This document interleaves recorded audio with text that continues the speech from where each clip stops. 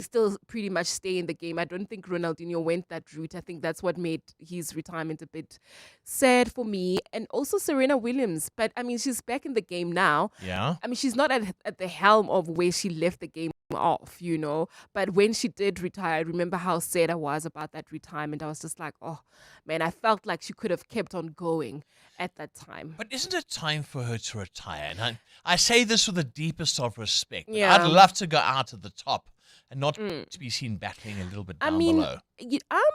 I'm a firm believer of retiring when you're no longer at your best. Yeah. Right? Like when you no longer can play anymore, when you can't win those trophies, those medals and what have you. But when you really can't play the game anymore, that's when you should retire. But when you're at the helm of your game, you can continue. Right now, she's not at the helm of her game. She's not doing as well as she did when she left. So it's a bit tricky. Also, another person who saddened me because I felt like I'm saying we as if I was swimming with her, Tatiana Skwanmaka. Yeah, I another felt like, prime example. yeah, there was a few medals we could have, gotten from her with her Yeah. at the swimming events. All right, 702 Land, who's the one person, the one sports star that you were sad to see go? 0727021702. Hi, Uncle Ray. Michael Schumacher and Serena Williams. Yeah, that killed me. Josh from Ondekaspark. Yeah, Michael Schumacher. Look, that wasn't by choice, I'm afraid. It's another one where it wasn't on his Yeah. own terms. You always hope that he would go past that accident, go into rehab, get back in a car, and whiz past other drivers, but it just never came around. There was actually another sad one. Yeah, crazy, crazy, crazy stuff. So there we go. That's this morning. 07021702. This is the 702 Breakfast Show with Bongani Bingwa, brought to you by BCX, helping SA organizations turn cloud, data, and AI investments into faster decisions, smarter operations, and measurable business outcomes. Let's walk the talk. 702.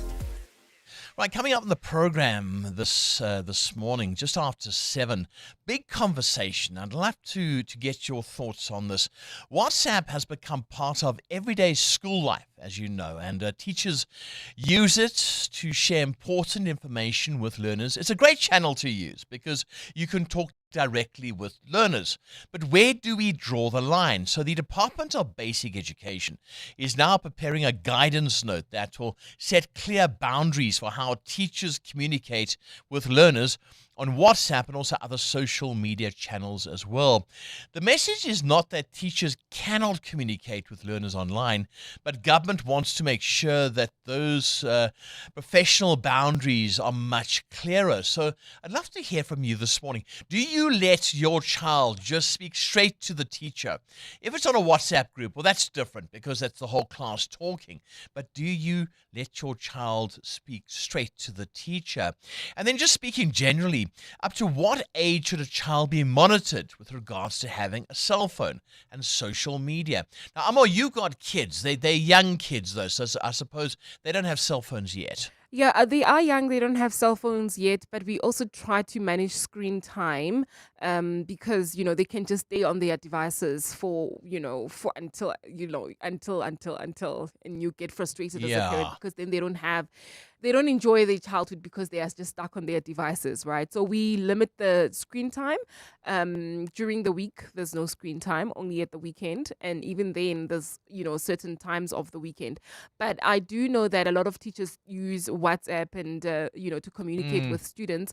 I would prefer if the parents are also being so if you text my child, can I also see what you are texting Yeah, them? what are you saying to my child? Yeah, I don't like can that we channel. be like in Yeah. a group, all of us in a group, Yeah. parents and children, so that we all see these messages that are being sent to each other. Yeah, getting some cell phone advice this morning. So 702 Land, do you let your child speak just straight to the teacher and also as well? I think to be more direct, what age is the age appropriate? 15, 16, 14, where you can let your child just go onto a cell phone and you can think to yourself, let's perhaps just, I can believe that my child's going to be okay. Mateo, 14, 15, 16? Yeah, I mean, I'm going to base it on my nephews because my children are still quite young. Their Yeah. teachers actually talk to us directly. on a different school platform. But with my older nephew, only got him a cell phone at 18. Okay, 18. So it came very, very late. So I guess we didn't have the conversation with him. But with my younger nephew, he just got his phone now. He just turned 16. We had to have the conversation of Yeah. what happens online. And a good example was that story we reported on with the child pornography and all that. Sure. Yeah. So I was like, things like that can happen. You can get hooked up into very, very different things and end up getting arrested. So you have the responsibility of conducting yourself in a particular manner online. It's not just a play platform where, you know, there's no consequences. It's a very hard conversation to have because you have to talk about those that can manipulate him and also what he can do to harm others online as well. Yeah. Yeah. What age 702 land? 14, 15, 16, perhaps 18? 702 Breakfast with Bongani Bingwa is brought to you by BCX. Built on trusted telecom business connectivity. Powered by cloud, strengthened by security, enabled by AI. Right, we're asking a lot of 702 land this morning. What are you asking? I don't think it's going to be a popular question given that the petrol and diesel prices are going up. But what are you happy to pay top dollar for? Things that you're happy to pay a high price for, eh? Wine. I'm sorry. I went into the supermarket the other night, and there's a special bottle of wine that I like. And all of a sudden, it was like, I think 40 rand more, and I'm like, no, you can't do this. The thing with wine, I think if word gets around and that particular brand of wine is now like popular, Yeah. the price just shoots up. Maybe the supermarket manager knew I'd keep coming back, and he was like, that guy, I'm going to increase it. Amo, what's for you? My children's healthcare. Yeah, I'm willing to pay enough to get them sorted, as well as their shoes, particularly my son's shoes, because I'm not gonna be making 1,000 trips to the store to buy new shoes every now and again. So if I buy that one quality pair of sneakers, I know we are sorted for a good 6, 12 months. You are such a good mom. You try. Really are. 072 702 702. 702. Weather. Right, today a fine day in store for Gaut, saying Johannesburg starting at 9 degrees, going up to a sunny 26. Pretoria 27, Vereniging 25, Mbombela, good morning, Nelspruit, 28 degrees is your high. Polokwane 28, Mahikeng 29, Bloemfontein 27.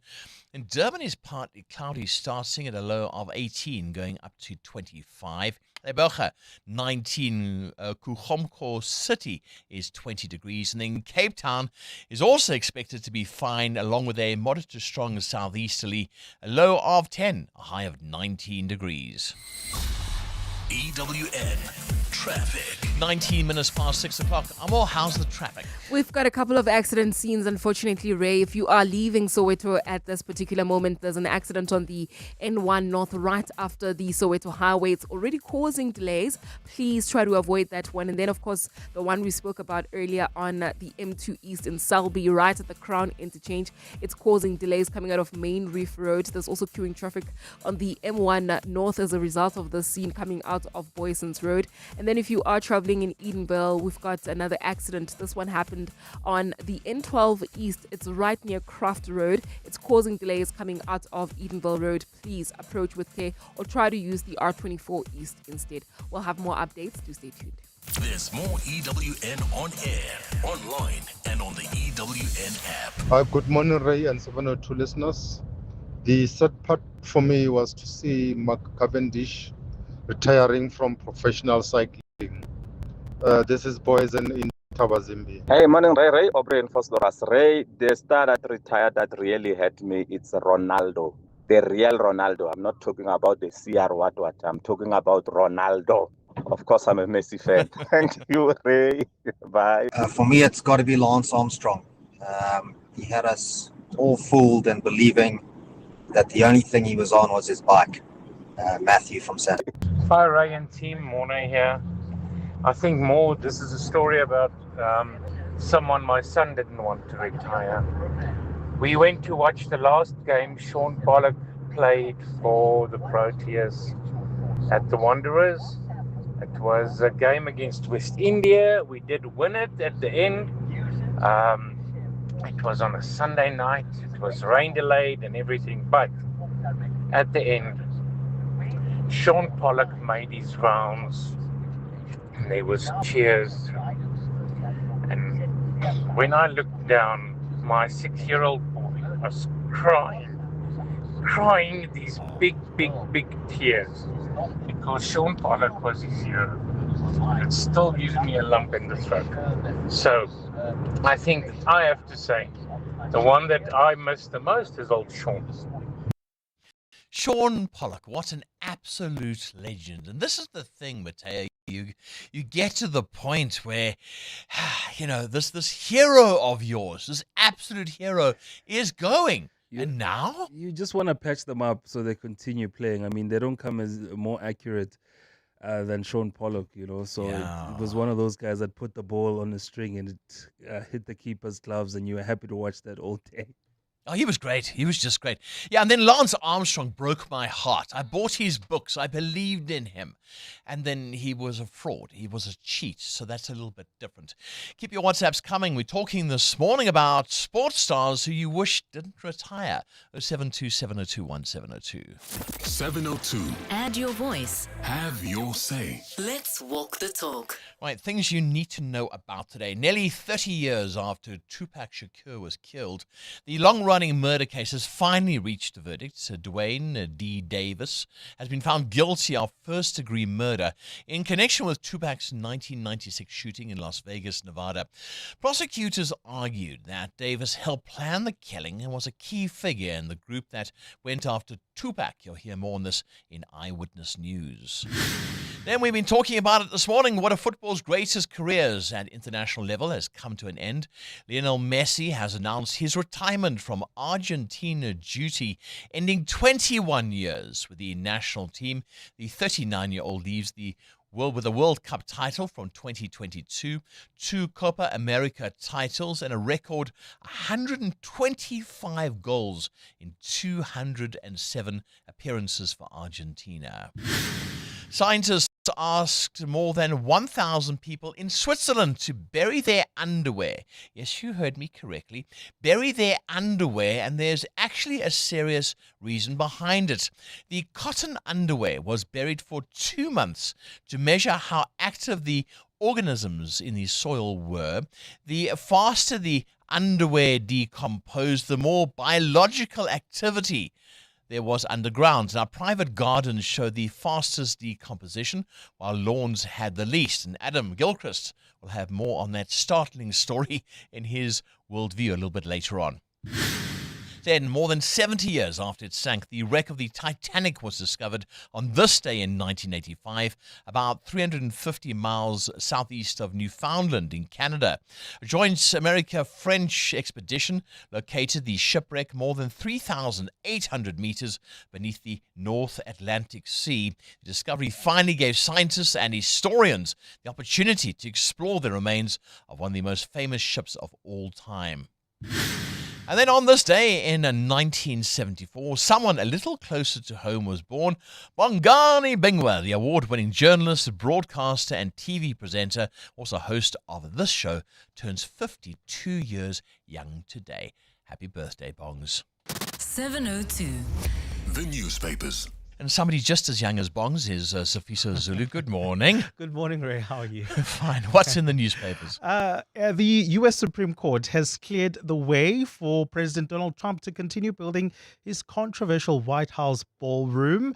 And this was in a narrow 5-4 ruling in the Supreme Court.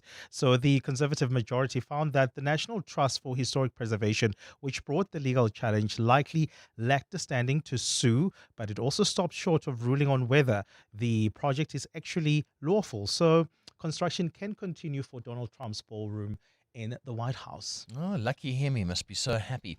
The Sowetan story this morning. I love this story because it just made me laugh yesterday. I listened to John Perlman driving, and they were talking about this guy, Dina Govender, and 370,000 Rand in ATM deposits in just 1 hour. This is the Sowetan this morning. So he went to this ATM, like 10,000. Then he said, I think he said his mom or his mother or one of his relatives had won all this money at the casino, you see, and he had to deposit this into his home loan. And of course, the Madlanga Commission of Inquiry are like, yeah, guy, it's called money laundering, actually. Yeah. Not that. What else you got? The Sowetan is warning cold, wet weather expected. The South African Weather Service says that cold, wet and windy conditions are expected in parts of the Western Cape and Northern Cape from Thursday into Friday. And this has been attributed to these weather conditions to a cut-off low-pressure system that will develop over the western interior, resulting in a significant change in weather conditions across several provinces on Thursday. So don't put away your umbrellas and your jackets just yet. Yikes. And then the business day this morning, Eskom looks to put surplus power to use. Do you think I'd ever read that headline? Surplus power after all that load shedding. Well, Eskom's looking to bring back lost industrial demand, including from the Moselle aluminium smelter, which was put into care and maintenance because there wasn't a deal. Now they're saying, okay, hold on, we got more power than we need. We can maybe help you out. And those are the newspapers. EWN Business. Right, 27 minutes past 6 o'clock. Mateo, you are asking, what are you happy to pay top dollar for? Quality food, healthcare, education, wine in Ray's case? Why are you asking? Well, Ray, one thing we pay top dollar for is power in South Africa. I'm not sure if we're happy about it, though. South Africa's main power supplier, Eskom, says it's had another good year of operations. Eskom made more than 30 billion Rand in profit in the 2026 financial year. This was more than double the 14 billion Rand it reported in 2025. Now, the power utility says it didn't have to sell that much power to book the revenues. The increase came despite Eskom selling 6.2% less electricity, mainly because of electricity tariffs, those double-digit tariffs of 12.74%. Now, this meant that Eskom is earning more while selling less power, a trend the company says is not sustainable. The company says it now needs to attract more electricity demand. Now, improved power station performances created an estimated 2 to 3 gigawatts of spare generating capacity, allowing Eskom to focus on attracting new customers rather than restricting supply. The company says more than 1.2 million Eskom customers no longer experience load reduction. The power utility has revealed 7 provinces are now free from restrictions. Eskom says 71% of households targeted under its load reduction eradication program have been restored to normal supply. Now, Eskom's electricity availability factor, which measures how much of generating capacity is available, improved to 65.16%. This was still below that 70% mark that it wants to reach. Eskom also said its costs fell by 11.5 billion Rand, partly because more reliable power stations reduced its reliance on expensive gas turbines. They also spent less on diesel, spending approximately 1 billion Rand over the 2026 financial year, down from the roughly 10.5 billion in 2025. So South Africa has now gone more than 1 year without load shedding. Yo. Who knew? How's the Rand, the markets, and that horrible oil price? 16 Rand 11 cents. The Rand in better position this morning. 18 Rand 70 cents against the Euro. 21 Rand 82 cents against the British Pound. Price of gold is lower this morning. $4,436 an ounce. Or platinum is up more than 0.5% at $1,806. Brent crude is going up, Ray, up more than 1% at $91.17 a barrel. More business after 7. Thank you, Mateo. Just gone 6:30. Coming up in about 20 minutes from now, we have the Whiz Quiz, and thereafter talking about the rotavirus. In fact, there have been an increase in cases there. So that's coming up. But Safiso Zulu, you are speaking about CPUT. That's right, Ray. Good morning. Cape Peninsula University of Technology students are hoping the institution will come up with a plan to save the remaining academic year. This follows weeks of unrest and the suspension of programs at the institution as students tabled their frustrations and demands through demonstrations. They include the release of academic transcripts and certificates of students with debt, an independent investigation into the institution's finances, and the unconditional withdrawal of the 2027 Financial Recovery Plan draft. CPUT SRC President Liabulela Gela. We do really want to catch up and find a way forward because this is going to affect the next first funded students, it's going to affect a lot of things, supervisors and so forth. So we are hoping that Senate will come up with a best plan for saving the academic year. The IFP has rejected calls by the ANC in KwaZulu-Natal to remove its COCTA MEC, Thulasizwe Buthelezi. The ANC in KZN recently accused Buthelezi of using his portfolio to undermine ANC-governed municipalities in the province. The ANC says Buthelezi's partisan actions were undermining its governing coalition with the IFP. However, at a media briefing in Durban yesterday, IFP President Velenkosini Hlabisa said the ANC has not raised the concerns in the appropriate coalition platforms. But as far as you are concerned, as the IFP Premier is doing very well, the MECs deployed by the IFP are doing very well, and the show is as we expected it. Coalitions are a combination of different political parties. No one should dictate how the other political party must behave. Prosecutors in the trial of suspended underworld boss Nafees Modak has relied on the testimony of a confessed hitman to implicate a co-accused in the murder of Nicholas Yerskap. Yerskap was the father of Hawks officer Nico Yerskap, who was investigating Modak for vehicle fraud at the time of the murder in 2019. Accused number 7, Mario Peterson, was cross-examined by the state in the Western Cape High Court yesterday. Carlo Peterson was there. State prosecutor Blaine Lazarus relied on the testimony of self-confessed hitman turned state witness Mr. A, who previously implicated Mario Peterson in the 2019 killing. Lazarus told the court Mr. A's testimony links Peterson to ballistic evidence and surveillance footage of a black Mercedes-Benz allegedly used in the murder. Peterson, who admits to being a member of the terrible Westsiders gang and to driving a black Mercedes at the time, denied any involvement in the killing. The fact that you might have driven a Mercedes-Benz during that time of the shooting of Mr. Yerskap, is that coincidence? Co-accused Yannick Adonis is set to be cross-examined today. Carlo Peterson, Eyewitness News. And one person remains unaccounted for after a deadly flash flood hit parts of the Grand Canyon in the U.S. 2 people are known to have died in the sudden flood. Both men and their bodies were recovered as search and rescue teams moved in. There are fears that many more could have been swept away at one of the most popular and dramatic tourist spots. Park rangers say they managed to make contact with over a dozen people who had been missing. The flash flooding lashed the northern side of the huge canyon and sent torrents of water, rock and debris down a popular hiking course on Saturday.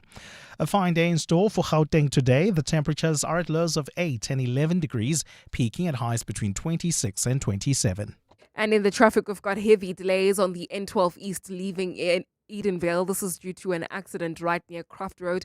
Delays from Edenvale Road. Please use the R24 East, particularly heading towards the OR Tambo Airport. And then if you are traveling in Deep Kloof, we've got an accident on the N1 North. It happened right after the Soweto Highway. It's causing delays. The top story this hour, CPUT students are hoping the institution will come up with a plan to save the remaining academic year.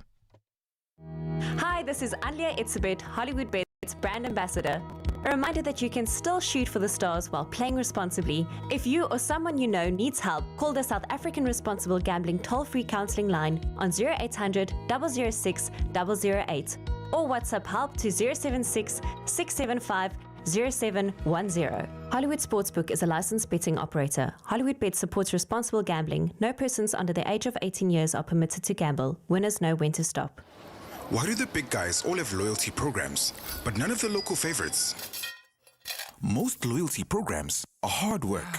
A new app to set up, cards to stamp, or lose. Too much admin. Yoko Loyalty just runs. Points are earned automatically with every payment. Stop just running your business and get back to building it. Yoko, let's grow. At Checkers, every day gets better and better. Get better freshness, better choices, and better value for money. With deals like Dower Egberts Instant Coffee, 200 or 230 grams for $179.99. Bonita or Parmalat salted butter, 500 grams, any two for 139 rand. And shower to shower deodorant or roll-on, 50 or 150 mils, any two for 69 rand. Valid until 6 September, only at Checkers. Coming up in the program in the next hour, it's What's the Question? It's brought to you by Outsurance. Up for grabs 3,000 rands in cash.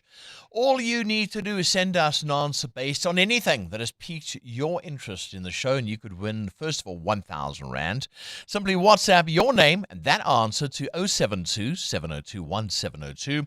And of course, a little bit later on, someone else will ask the question to win 2,000 rand. Remember, you stand a better chance of being selected to give us today's answer if you have SMS out to Outsurance and got yourself a quote. So SMS out to 45142 now, and you could save on your car insurance. This is 702 Breakfast with Bongani Bingwa, brought to you by BCX. Built on trusted connectivity, powered by cloud, strengthened by security, enabled by AI. Good morning, Ray and the team. Good morning, 702 Lenders, this beautiful morning. Ray, he's not my hero, but he is one of my favorite players to have played the game. Jabu Pule, not Jabu Mahlangu. I'm talking about Jabu Pule, Ngwana wa Tshwenya. When he was still, he was just on another, he just played freely before the whole technicality was drilled into him. Jabu Pule, that man used to play football. I'm a Pirates fan, not a Chiefs fan, but I loved Jabu Pule. I just went to watch the derby, to watch Jabu Pule destroy Pirates, even though it did not make me happy, but I loved watching him play. Good morning, 702 Lenders. For me, it was Serena Williams, because I also was a tennis player. So sad when she retired. Good morning, Ray and the 702 Breakfast team. The retirement that hit me was Roger Federer. Smoking the dawn at Buche Park. Thank you. Talking this morning about sports stars who have retired, and we just wish they didn't. We miss them. We've heard about Sean Pollock, and I love the latest ones now. Really good. Keep them coming. 072 702 1702, because you're bringing back memories. I mean, Cindy, sports stars who have retired, the greats of cricket, the greats of rugby. There's so many, aren't there? I think the whole of the like around the late 90s, early 2000s Man United squad. Yeah, then. Can we bring them all back? The Ryan Giggses and the Beckhams and the Keanes and the Solskjaers and all of them. But also, speaking of retirement, I feel like A.B. de Villiers in his time retired far too soon. I know that it was a personal and emotional decision, but it was too soon. Mine was John T. Rhodes. I used to love John T. Okay. That one hand catch. That catch, I'm not sure if you remember. All of them. Well, all of them, but there was that one. So often. I just saw John T. Rhodes as absolutely magnificent. So keep them coming. 072 702 1702. Good morning, Ray and team. I'm not really a sports fan. I don't know who's there, who's not there anymore. But all I want to say is happy birthday to Bongles. Wherever you are, Bongles, I hope you're having an awesome, wonderful, fabulous day. EWN Sport. Bongles, I hope you're not listening this morning. Just, you're not listening. You're somewhere else. You're in another country doing something that only Bongles would do. All right, Cindy, the Gunners last night coming out tops. Yep, they battled to a win over Aston Villa. Bukayo Saka with the only goal to give the defending champions back-to-back wins, while Villa have yet to win the season. Here's Saka. Very, very tough game, I'll be honest. It's not easy coming here, we knew that, and they made it really, really hard for us, so it feels even better to come out with the win. The way they defended, really compact, obviously with the high line, they were catching us offside a lot of times as well, so quite different to what we faced last week, and obviously we knew that, but we weren't able to implement. I had to, because they one-on-one players really just beat our guys with feet and with great swinging around structures. So without a doubt, something to focus on and something that we must fix. New Zealand's fullback Geordie Barrett says they've reviewed the Cape Town defeat and are going to come out fighting. Yeah, in some ways, I think when you're a team that creates a lot and uses the ball a lot, there's a perception that you leave a few more out on the park, and that's the reality. And you create a lot of opportunities, you're going to leave more out there, but we also finished a lot of opportunities. Our attacking numbers are a lot better than the first test, but we didn't win the game of rugby, and that's strange how test rugby works, and unfortunately we probably didn't start as well as we wanted to, particularly defensively, and we were chasing for the first half an hour of that game. Proteas take on Zimbabwe in their third match, the T20 Tri-Series at 2 o'clock this afternoon. Bola Kwenampaka. The biggest thing for me in the winter was really working on my game. After not playing in the IPL, definitely just wanted to knuckle down, work on my game, leading into a massive summer. So I was really, really pleased with the performance against Zimbabwe. A lot of good starts, and the moment it's just looking to continue that momentum. And US Open tennis this morning. Carlos Alcaraz returning from a 5-month injury layoff to get a straight sets win, advancing with Aguilar, Sim and Shelton. On the women's side, the top seed Sabalenka opened with a straight sets win. She advances with other top 10 seeds Swiatek, Noskova and Mokova. Cindy Paluta, Eyewitness News Sport. The Brainy Kids of the Whiz Quiz On 702. Hi, my name is Mokgetsi. I am 11 years old and I go to Burger Right Primary School. When I grow up, I want to become a scientist. I am excited to play the Whiz Quiz with Uncle Ray. Bye. 702. Coming up at 7:15, the big interview.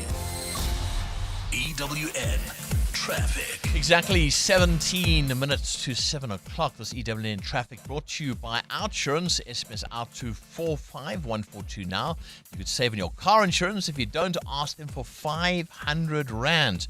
Sure, busy morning this morning. Now a crash in Selby, Amo. Oh, a very hectic one indeed, Ray. We've got that accident in Selby on the M2 East. It happened right at the Crown interchange. It's causing heavy delays coming out of the main Reef Road exit. As a result, the M1 North is also backed up coming out of Boysons Road all the way to the double-decker section. This is also due to peak time delays along this route at this time of the morning. And then if you're traveling in Diepkloof, we've got another accident reported on the N1 North. It happened after the Soweto Highway. It's also causing delays. Unfortunately, if you're heading towards the OR Tambo Airport this morning via the N12 East, you'll be stuck in traffic for about 20 minutes due to an accident between Croft Road and Edenville Road. Please try to use the R24 East. It's flowing at this current moment. I'll have more updates coming up. Stay tuned. There's more EWN on air, online, and on the EWN app. Clever excuses for being late. Number 91. The lift looks suspicious, so I had to take the stairs all the way up. Fortunately, with the Outsurance pointsman on the roads, you no longer have to come up with creative excuses for being late. The Outsurance pointsmen have been easing traffic congestion so we all get to where we need to be quickly and safely for the past 20 years. With Outsurance, you really always get something out. In partnership with 702, Outsurance is a licensed insurer in the FSP. Need a new appliance? Upgrade with Checker 6060 and we'll deliver today. Monday morning, Nespresso's calling. Let's go 6060. Bad hair day, Dyson's on the way. Let's go 6060. Cleaning hour with Karcher Power. Let's go 6060. Newsmaker toaster for the boaster. Let's go 6060. Shop our wide range of home, kitchen, and beauty appliances on Checker 6060 and get it delivered today. Let's go 6060. Dad, how come Mom's not coming to my soccer game? Well, Mom isn't allowed to come to your soccer games anymore. Is it because she tried to tackle Coach KB for giving me a red card? Maybe. Humans who fiercely protect the people they love. Welcome. Search Liberty Protect to protect your life and legacy today. Liberty, in it with you, all of you. Liberty Group Limited, a licensed life insurer, an authorized FSP, and part of the Standard Bank Group. T's and C's, risks and limitations apply. Your rates, your services, your reality. Follow the local government elections on 702 Cape Talk and EWN.co.za. This advert is paid for by the political party concerned. We've gotten so used to power cuts, dry taps, and potholes. Our basic service is just too much to ask for. That's why in this election, I'm voting for the Democratic Alliance to get our town working for all. This advert was paid for by the political party concerned. 702. WhatsApp us on 072 702 1702. Good morning, Mr. Ray White. Sports stars who retired, man. For me, it's got to be John T. Rhodes. Oh, what an athlete. What an athlete in those middle overs. Yeah, if the top order collapses, I know there's still John T. Rhodes coming. And the match is not done until John T. Rhodes. Danko. Good morning, Ray. I was devastated when Muhammad Ali was stripped of his heavyweight title in 1967. Richard Rockville. Morning, team. What a beautiful day. My favorite is The Undertaker from WWE. The Undertaker. Hey, it was sad, eh? It was sad when that guy left his attire there in the middle of the stage. Yeah, people cried there. I also cried. Yeah, Vusi here, Davidson. Thank you. Yeah, The Undertaker. You forget about all these people that we used to watch quite religiously. It's quite something. Looking at the WhatsApp line as well, I have a question here saying, Ray, you keep asking about the oil price. What's going on with the war in Iraq? You didn't have it in the newspapers. Okay, right. So Donald Trump he's now downplayed fears of a wider war with Iran. He's described the latest US airstrikes as part of a very limited military campaign, and he was speaking from the Oval Office. That was late last night, our time. Trump said Iran's military capabilities had been severely weakened, referring to the country as a failed nation. Let's take a listen. It's very limited. Look, they're a failed nation. Yeah, they're a failed nation. They've got 350% inflation. They have no currency. They're not paying their soldiers. Their leaders are largely dead. Their Navy is gone. Their Air Force is gone. Their surveillance equipment is almost entirely gone. That doesn't mean we won't smack them. We'll see what happens. But we have the Strait of Hormuz in extremely good shape. You know, we're taking over. Many ships got through last night, as you know, with the Navy's assistance. And we've been averaging 30 ships a night. That's a lot.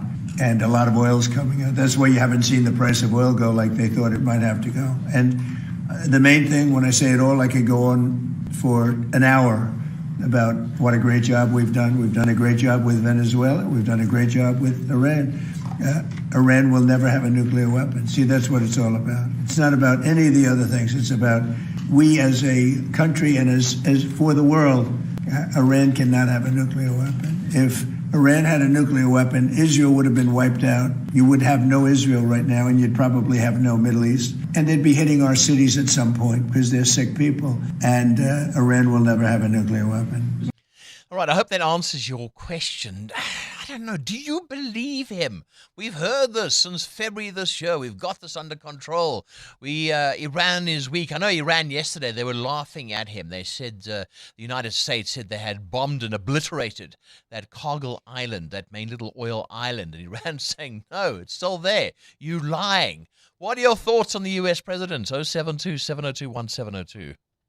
Who is the whizziest of them all? It's the Whiz Quiz on 702. Right, time to play the Whiz Quiz. Good morning, Moiketsi. Morning, Ray. Now, you want to become a scientist. Why do you want to become a scientist? To find a cure for cancer. Oh, that would be great. That would be absolutely great. Well, we look forward to seeing your career one day and finding that cure for that horrible disease. Right, let's play the Whiz Quiz now. It's 10 questions. For everyone, every question you get right, Moiketsi, I'll give you 100 Rand. If you get 10 out of 10, it's 10,000 Rand, and it's all in 60 seconds. How does that sound? It sounds good. Good stuff. All right, are you ready? Yes. KG, start the clock. What do you call an animal that only eats plants? A herbivore. Correct. In maths, what is half of 60? 30. Correct. What is the name of the force that pulls things down? A lever. It's gravity. In which country would you find the ancient pyramids? Egypt. Correct. True or false, the Mozambique current is in the Atlantic Ocean? True. It's false. It's in the Indian Ocean. In Toy Story, what's the name of the toy cowboy? Woody. Correct. In which province is the city of Durban? Which province is the city? It's KZN. What shape do the warning signs along our streets have? What shape? Octagon. Nah, they're triangle. True or false? The queen is the most powerful piece on the chessboard. True. I'm going to give it to you because I like you. There we go, Moiketsi. All right, everyone. How many do we have? Amo? 5. You got 5 out of 10. There we go. 5 out of 10. But well done. It's 500 Rand on its way to you. And Moiketsi, we'll chat again in the future about curing cancer. How does that sound? Good. Lovely. There we go. Moiketsi winning 500 Rand in cash. It's easy to enter the Whiz Quiz. All you need to do is WhatsApp us on 072 702 1702. The brainy kids of the Whiz Quiz. On 702. Join us. Let's walk the talk. This is 702. It's 8 minutes to 7 o'clock. Let's continue with the news cycle now. And parents have been warned that the rotavirus season is underway. The National Institute for Communicable Diseases has informed the public that it has seen a sharp increase in rotavirus cases in Pretoria. One child has also already passed away. The rotavirus can start with what may seem to be like an ordinary stomach bug. It then just gets way worse. On the line is the head of the Centre for Enteric Disease at the NICD, Professor Nicola Page. Professor, hi, good morning. Welcome to Breakfast on 702. Good morning, Ray. So what exactly is this rotavirus? So rotavirus is a common childhood disease. It presents with it presents with vomiting and then can sort of produce a lot of sort of profuse watery diarrhea and a bit of fever. And if we don't watch that diarrhea, kids can become dehydrated, and the dehydration is what is life-threatening. Yeah. I mean, kids get runny tummies, but what should parents look out for if it is the rotavirus? Are there some early signs? Yeah, so early moderate dehydration signs include things like when the child cries, they're unable to produce tears, a dry mouth. In infants, the soft spot on the top of their head might be sunken, or their eyes. They may produce fewer wet nappies, and they may display behavioral changes, things like unusual fussiness or unusual sleepiness, and perhaps also refuse to eat or drink. So in that case, parents should increase the fluid intake, or if they're concerned, just proceed to the nearest health facility. What we're most concerned about is severe dehydration, and the signs that parents can look for are things like excessive sleepiness, being unable to rouse the child, or if the child is limp, if they produce dark urine, if their skin is cold and clammy, or they're very pale, if they exhibit fast breathing or a very fast heartbeat, and if you sort of form a tent, pinch their skin and it doesn't return to normal. These are signs of severe dehydration, which is a medical emergency, and we suggest that parents get those children to the hospitals immediately, and preferably on the way, sort of feed them oral rehydration solution. Yeah, dehydration is very dangerous. Nicola, the NICD, you guys have reported a sharp increase in cases in Pretoria. What do you believe is behind this increase? So unfortunately, it'll be things like people who haven't vaccinated their children, or perhaps children who haven't responded well to the vaccine. Otherwise, rotavirus is very infectious, so it spreads quite quickly within a community. So once it comes in, we see this sharp increase in cases. Yeah. At what age should children receive the rotavirus vaccine? Because parents are listening to this interview. Many are worried. So at what age? The rotavirus vaccine is available in the National EPI program, and we vaccinate with an oral vaccine at 6 and 14 weeks. All right. And if you miss the opportunity, can you do a catch-up later? You can until 6 months of age. Okay, interesting. Till 6 months of age. Then after that?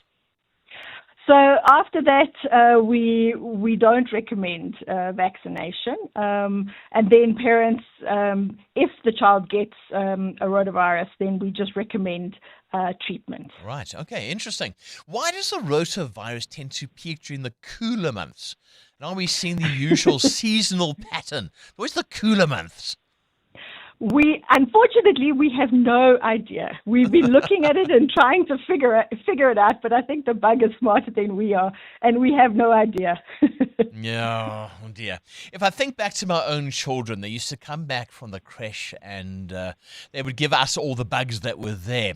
What can creches and schools, I suppose, as well, do to limit this spread of the rotavirus? So in schools and creches, what we recommend is washing of hands. And if you've sort of changed a baby's nappy, wash your hands. The other thing you can do is if a child comes to the creche with diarrhea is to sort of send them home or isolate, because once rota comes into the environment, it spreads quite rapidly. Yeah. And then breastfeeding. I think that's the best way to go. I was reading up about this in protecting infants from severe diarrhea. So perhaps mommy should look at rather breastfeeding to prevent this from happening? Yeah, so breastfeeding is one of the protective measures that parents can take to prevent not only rotavirus diarrhea, but a lot of other childhood diarrheas, as mommy's milk provides a lot of the antibodies that the babies need. Yeah. Just to be clear, how does this spread? Is it bodily fluids? Is it through the air? I mean, how does this thing go from one kid to another? Well, it is spread through what we call fecal oral. So when you go to the toilet or change your baby's nappy and you come into contact with that fecal matter, and then you don't wash your hands, you can then spread it either to yourself or to another child when you kind of come into contact with them.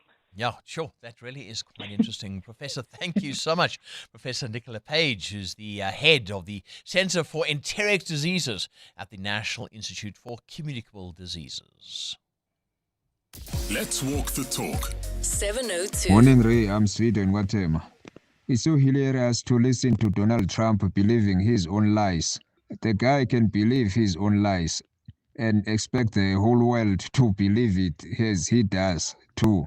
Thank you. No, I don't know, hey. But there is something wrong about Donald Trump upstairs.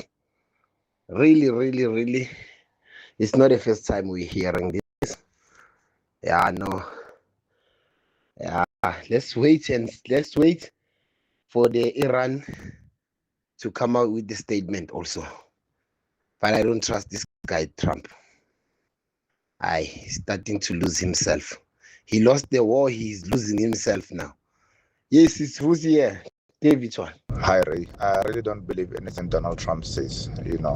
Ever since he started spreading those lies about South Africa, anything that comes out of his mouth, I never believe. Even when he says good morning, I don't believe him. Another thing, happy 12th birthday to Bongani. I really hope he was not listening to you when he said he was 52 years old. He would be screaming where he is. 702. Coming up, the big interview. Yeah, you're quite right. Better watch myself the rest of today. All right, coming up in the program in the next hour, WhatsApp has become part of everyday school life and teachers use it to share homework, reminders, assignments.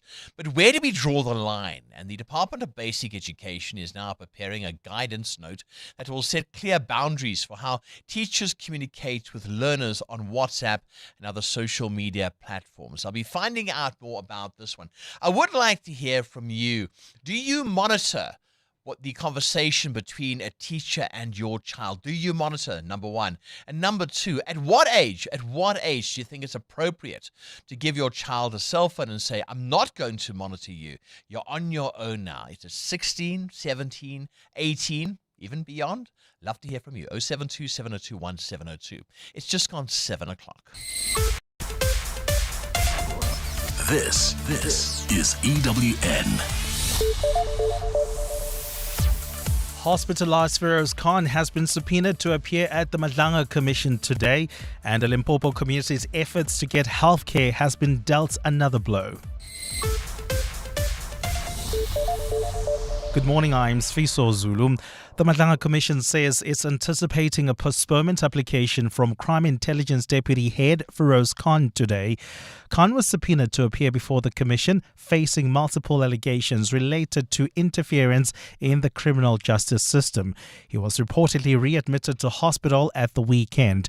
Karinda Jagmohan reports. Feroz Khan was initially scheduled to testify in June, but was hospitalized days prior, allegedly after sustaining gunshot wounds outside his Johannesburg home. While he was in hospital, the Commission viewed WhatsApp evidence, which revealed his multi-million rand property and vehicle assets, alleged tender fraud dealings, and political and business connections. Where friends of General Khan will send him case numbers. More recently, the Commission has uncovered his apparent relation with now former IDAC head Andrea Johnson, who allegedly leaked information to Khan, among other messages. To your sharing of the docket implicating General Khan in an assault. Khan is due in the Kempton Park Magistrates Court tomorrow for allegedly defeating the ends of justice in a case dating back to 2021. Karinda Jagmohan, Eyewitness News. A medical doctor testifying in the case against alleged crime boss Vusmuzi-Kat Matlala and 4 others has admitted she cannot fully remember her examination of one of the accused. Dr. Pooja Panika told the Johannesburg High Court yesterday that she was only on her 17th day practicing as an independent medical practitioner when Musa Kekana was brought to Edenvale Hospital coughing blood. Kekana said he was assaulted by police during his arrest. The doctor says she has no recollection of the patient or the events of that day, and she's relied on her notes and professional knowledge to give evidence. Matlala and 4 co-accused are facing a combined 25 charges, including 11 counts of attempted murder linked to 3 incidents between 2022 and 2024. Matlala's lawyer, Annelien van der Heever, questioned the doctor. People can be suffocated without leaving trace of suffocation, correct? Correct. And in order for you then to ascertain whether there was indeed suffocation, you need to go beyond what you observe under your ENT part, correct? Correct. But we've got no note of you going beyond just looking what your eye can see, correct? That is correct. She has accused the doctor of making assumptions in parts of her testimony. Again, ma'am, you're making an assumption because that is how it's normally done in practice. You've got no independent recollection that you did it, in fact, on that day. This is how I practice even today. There's no change in my practice. And that day was your very first day practicing as an independent medical practitioner, correct? That is incorrect. I was an independent practitioner your since the your first. 17th day, it was your first month, correct? Correct. 2 months after building a makeshift bridge, the community of Mafara village in Limpopo is once again cut off from a nearby clinic. EWN reported in July that residents built the bridge to connect 2 remote areas in Burgersfort. But the overpass has collapsed following heavy rains, leaving people in need of healthcare services stranded. Alfra Mushwana has the story. While the bridge was wobbly and evidently unsafe, it served as some kind of saving grace for dozens of Mafara village residents. It quickly became a vital lifeline for residents, even though it would shake from side to side and wobble with every step. Recent rains in Limpopo caused the Tubatse River to swell, washing the bridge away and leaving the material used floating along the river bank. The man who built the bridge previously told EWN that he knew the day would eventually come when the river would claim it. We are aware that the bridge could potentially collapse, but I'm a builder and I know how to prevent that from happening. So we are here 24/7 to make sure that nothing of that sort happens. Residents are now forced to choose between swimming across the Tubatse River or paying more than 100 rand for a taxi to take them to the clinic and back. Alpha Ramshwana, Eyewitness News. And Dwayne Davis, a former Los Angeles gang member, has been found guilty of murdering rapper Tupac Shakur, which has remained unsolved for nearly 3 decades. The famous rapper was shot multiple times in a drive-by shooting in 1996 in Las Vegas and died several days later. 63-year-old Davis was accused of plotting the killing, and he's the only person who was charged in the murder in 2023. He pleaded not guilty, and his attorneys had argued there was no evidence of his connection to the case or the murder. The prosecution said Davis's memoir, which details the shooting, should be considered an admission of guilt despite listing a co-author. But the defense said that Davis's recounting of the shooting in his book was fiction. The jury made its verdicts at a court in Las Vegas. The verdict reads as follows. We, the jury in the above entitled case, find the defendant Dwayne Keith Davis as follows. Count 1, murder with use of a deadly weapon. Guilty of first-degree murder with use of a deadly weapon, dated this 31st day of August 2026. Ladies and gentlemen of the jury, is this your verdict as read? So say you one, so say you all. Yes. Gold is trading at $4,429.48 an ounce. The rand is at 16.11 to the dollar, 21.82 to the pound, 18.70 to the euro. Brent crude oil is at $91.27 a barrel. There's bumper-to-bumper traffic along the N12 East between Edenville Road and the Craft Road exit. That's due to an accident while traveling on the Mark 1 North. Queuing traffic as well between Boysons Road and the double-decker section. That's due to peak time delays there. There's also queuing traffic along the N1 South between Semrand Avenue and Oliphants-Fontaine Road. And in your sport, Bukayo Saka scores the only goal in Arsenal's 1-0 win over Aston Villa. Argentina's most capped and highest goal scorer, Lionel Messi, has retired from international football. And the Proteas play Zimbabwe in the third match of the T20 Tri-Series from 2 o'clock this afternoon. A fine day in store for Gauteng. Johannesburg is at a low of 9 degrees, peaking at 26. Pretoria, 11 and 27. Vereeniging, 8 and 26 degrees. The top story in EWN this hour. The Madlanga Commission says it's anticipating a postponement application from Crime Intelligence Deputy Head Feroz Khan today. EWN, in touch, in tune and independent. For the latest, visit ewn.co.za or download the EWN app.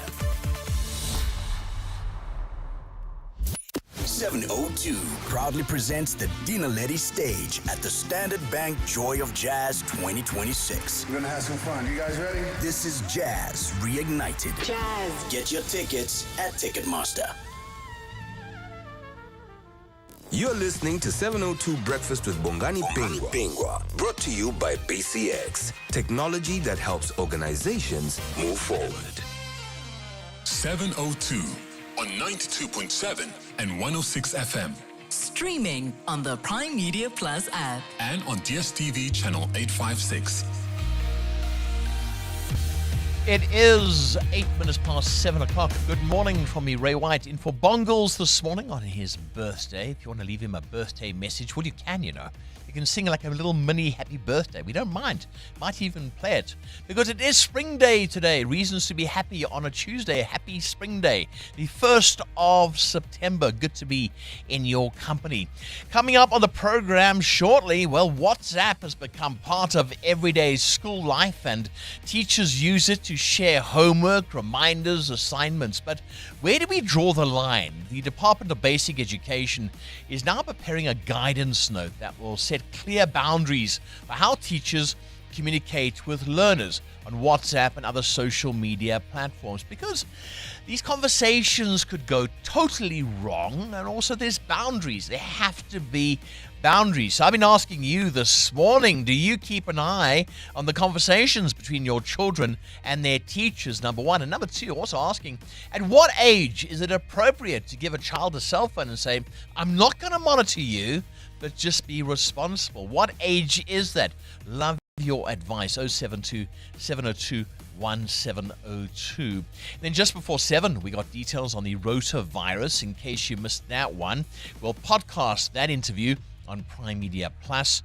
Then our shout out this morning, having some fun. Now, superstar Lionel Messi, he's hung up his boots for Argentina. He said he'll be retiring from the national Argentinian side. So asking this morning, and it may be Messi, but who is the one sports star that you were sad to see retire? That one person. We've had all sorts of people, from John T. Rhodes to Lucas Radebe to, and the list goes on and goes on. So who's the one sports star you thought, come on, you can't go? Sean Pollock, there was a lovely one. Another person we said goodbye to, he retired. So 072 702 1702. Good morning, Ray and the team. The person that I miss watching that has retired has to be Sachin Tendulkar, little master. I miss watching that guy, Judith in Pretoria. Join us. Let's walk the talk. This is 702. Things you need to know about this morning, other things. Nearly 30 years after Tupac Shakur was killed, the long-running murder case has finally reached a verdict. You would have heard this in Eyewitness News. Dwayne Kiefer D. Davis was found guilty of first-degree murder on Monday, that's yesterday, in connection with Tupac's 1996 shooting in Las Vegas, Nevada. Prosecutors argued that Davis helped plan the killing and was a key figure in the group that went after Tupac. I mean, think about that, 1996. We're now 2026. Yeah, decades later. That's a big story at the moment. Then on this day, 1950, television personality Dr. Phil McGraw was born. He became a household name through his daytime talk show where he tackled relationships, family problems, addiction, and other personal issues as well. Dr. Phil, he'll forever go down in television history as being, well, Dr. Phil. And then Italy is expected to have 4 million less people by 2050. This is according to the country's statistics agency. Its population could fall from 58.9 million people in 2025 to about 55 million. The main reason is simple. Fewer babies are being born while more people are dying as the population gets older. Then on this day in 1948, the World Health Organization officially came into existence as a specialized agency of the United Nations. Its mission is to promote health, coordinate international responses to health emergencies, and also help countries tackle diseases such as Ebola. And then Tina Turner, her iconic hit, What's Love Got to Do With It?, was sitting at number 1 on the US Billboard Hot 100 on this day in 1984. The song would remain at the top for 3 weeks, top the charts for 3 weeks. It became one of Turner's signature songs and helped establish her as a major solo superstar. Boy, me, girl, opposites attract. It's physical, only logical. You must try to ignore that it means more than that. Oh, what's love got to do with it? What's love but a second-hand emotion? What's love got to do with it? Who needs a heart when a heart can be broken? It may seem to you that I'm acting confused when you're close to me. If I tend to look dazed, I read it someplace. I've got cause to be. There's a name for it. There's a phrase that fits. But whatever the reason, you do it for me. Oh, what's love got to do? What's Love Got to Do With It? It was sitting at number 1 on the US Billboard Hot 100 on this day back in 1984. Now, the song would remain at the top for 3 weeks. It became one of Turner's signature tunes and helped establish her as a major solo superstar after years performing with Ike Turner. The song was about Ike Turner. They made a movie as well, also called What's Love Got to Do With It? 702. Up next. The Big Interview. EWN Traffic. Just gone 14 minutes past 7 o'clock. Right, delays in Pretoria, Amo. Yeah, that's correct, Ray. Due to peak time delays, we've got delays on the R80 East Mabopane Highway approaching Eskom Pahlele Drive. There's also queuing traffic along Hermanstad on Van der Hof Road approaching Eskom Pahlele exit as well.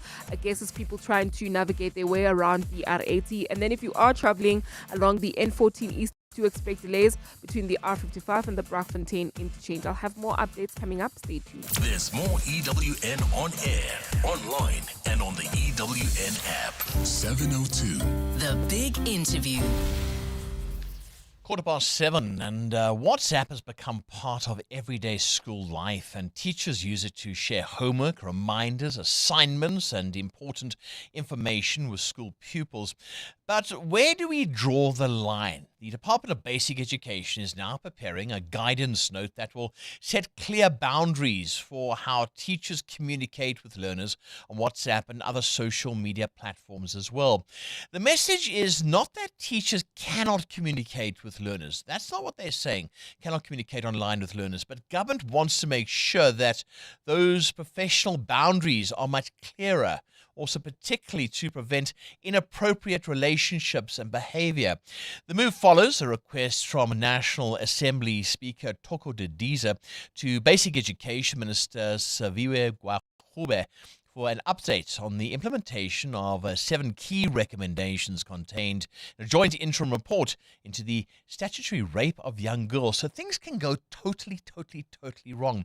On the line is Rian van der Berg, who's the Deputy Chief Executive Officer of the Federation of Governing Bodies of South African Schools. Rian, hi, good morning. Welcome to 702. Good morning, Ryan. Good morning to the listeners.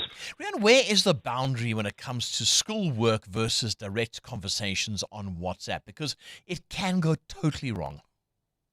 Yes, and it does go totally wrong. I think that's the sadness of the reason why we have this discussion. And a portion of the solution lies in that we should do something.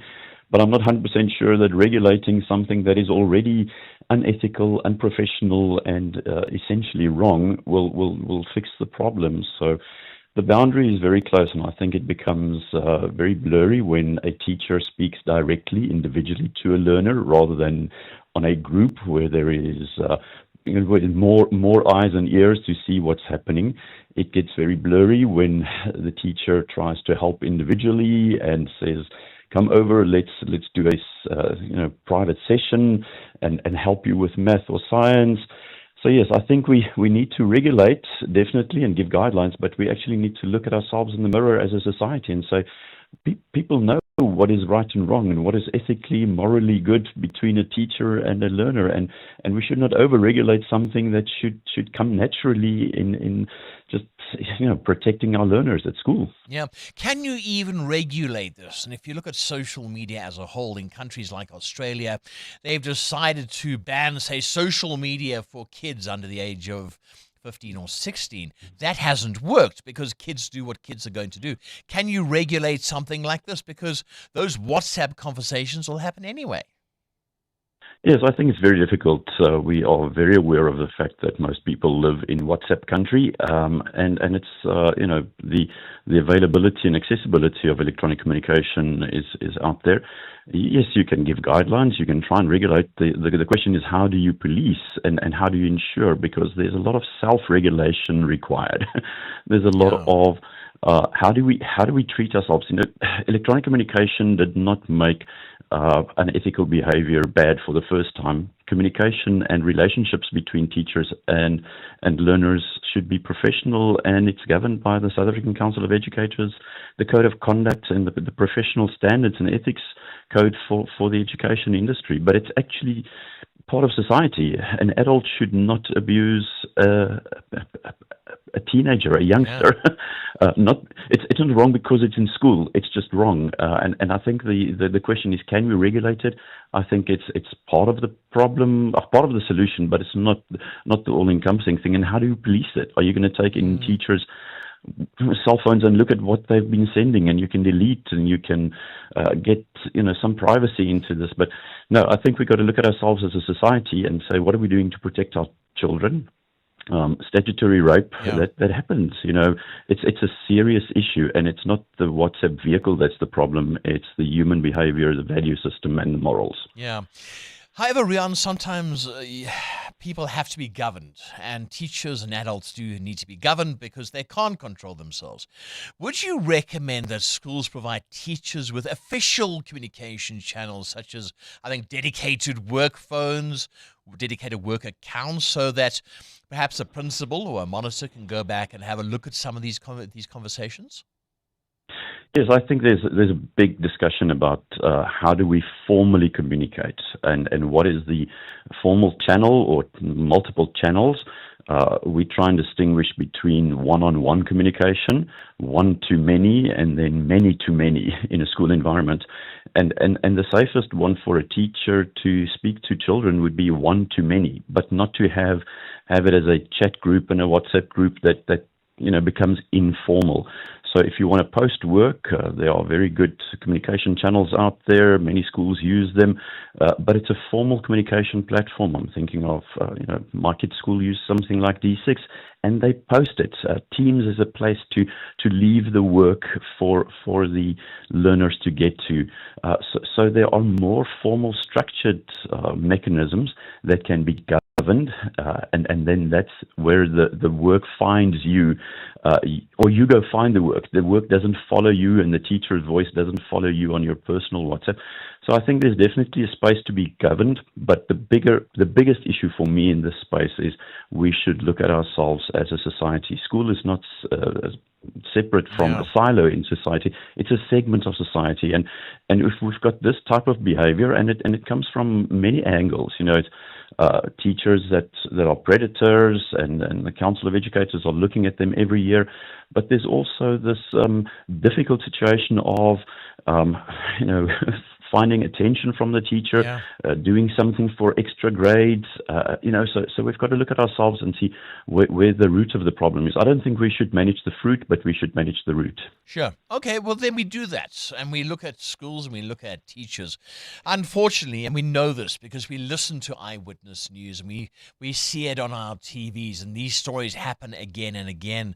So perhaps sometimes it's better just to tighten the regulations that go into this. And also, I think also get parents involved, because parents have to be part of this whole thing. You can't just say, I'm sending my child to school, I'm paying my school fees. It's the school's problem. As parents as well have to be involved. Yes, we've been very vocal about the fact that, schools are banning cell phones, countries are banning social media, and there's a lot of good in that discussion. But it's not the school that hands out the cell phone to the child, or that buys the child the cell phone.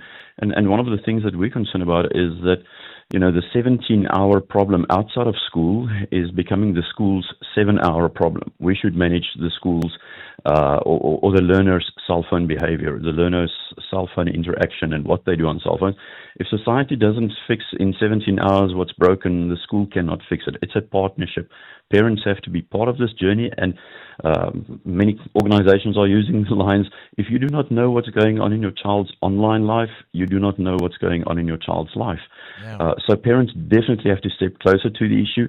A learner, a child under 18 or under 16 at least, cannot recover a phone because they don't even have an ID yet. So the parent is part and parcel of the contract of the phone. So parents need to step in and also be part of the solution. Yeah. What are some of the regulations, the laws, the suggestions that you have? One would be, say, for instance, that a learner doesn't speak to a teacher after 6 o'clock in the evening, maybe even earlier, because that also protects the teacher as well. The last thing you want is a teacher on his or her phone at 9 o'clock at night sorting out a maths problem, say, for instance. Teachers also have lives. What are some of the regulations that you would think do need to be there? Because they have to be regulations. Yes, so practically, I think one of the big issues would be a teacher should not be communicating with learners individually, but rather in a group, just so for that tribe protection scenario. Secondly, the time management, the time blocks that we communicate in, rather communicate in school or up until 4 o'clock in the afternoon, so that it doesn't become this dark space and alone in my room late at night, and it's easy to go into a difficult or blurry conversation. And respecting the teacher's time. You said that they've got lives, they've got kids themselves, and so drawing lines of communications. WhatsApp has privacy settings, WhatsApp has time settings. You can use WhatsApp Business and say, I'm not available now, please contact me such and such, and then go into something that is not, instant reply. Post the work if there's a question on a platform, Google Classroom, Teams, the school website, whatever it is, so that the learner can go there on his or own time and not influence the teacher's life, so that the work still happens, access to homework still happens. And the other one is if you've got to communicate to the learners, communicate through the parents. If you don't have a formal channel, but rather than speak to the parents as well. I would be very uncomfortable if my children are in a group with a teacher and there's individual communication and I as a parent am not part of it. Yeah. So I think we can definitely tighten up and govern ourselves better, but the answer does not lie in another piece of paper or a document. We've got to look at ourselves. Rian, you've taken a close look at this issue. What are some of the key warning signs parents should look out for if they become concerned about the nature or the frequency of communication between a teacher and their child? They can see it, can't they? But there are those warning signs. Yeah, I think it's very critical to live close to your child's online life. Having screen time limitations, I don't think school-going kids should be on their phones after 10 o'clock at night, and lower grades probably even after 8 o'clock at night. So parents should step up and protect their children from themselves. The phone should not sleep with the child in the room. Keep the phone in the living room or a public space. Take your kid's phone every now and then and look at what is happening on the phone. What communication is there? Have protection devices or software, Bark, Kaspersky, whatever those are, and highlight what type of words or communication will send a notification to yourself. There are many tools out there that parents can be very close to the communication, being, whatever is searched on the phone, whatever is typed on the phone, and you get a notification. And then strong relationship. Trust comes from relationship, and have a good relationship and connection with your child. It's not just the technology world that exists and we should manage tech. We should manage relationships. The education sector is a relational sector. There should be strong relationship between teacher and learners and their classmates. But the parents should also have a strong relationship with their child. Speak to your child. Ask them what they're doing on their phone. Protect them by means of whatever mechanisms you have. And that's lacking. What we're seeing is parents want the school to regulate, but they're not regulating themselves at home. And that's the unfair portion of it, but that opens the door for all of these nasties that goes around. That's the problem. Rian, thank you so much. Rian van der Berg is Deputy Chief Executive Officer at the Federation of Governing Bodies of South African Schools. At what age, 702 Land, at what age do you allow your child to have a cell phone unsupervised? 16, 17, 18, beyond? Because these are the problems that are there. Love to hear from you on that one. And also, beyond that as well, taking a look at this, do you allow your child just to speak one-on-one with the teacher, or do you monitor? Love to hear your experiences this morning. EWN Business.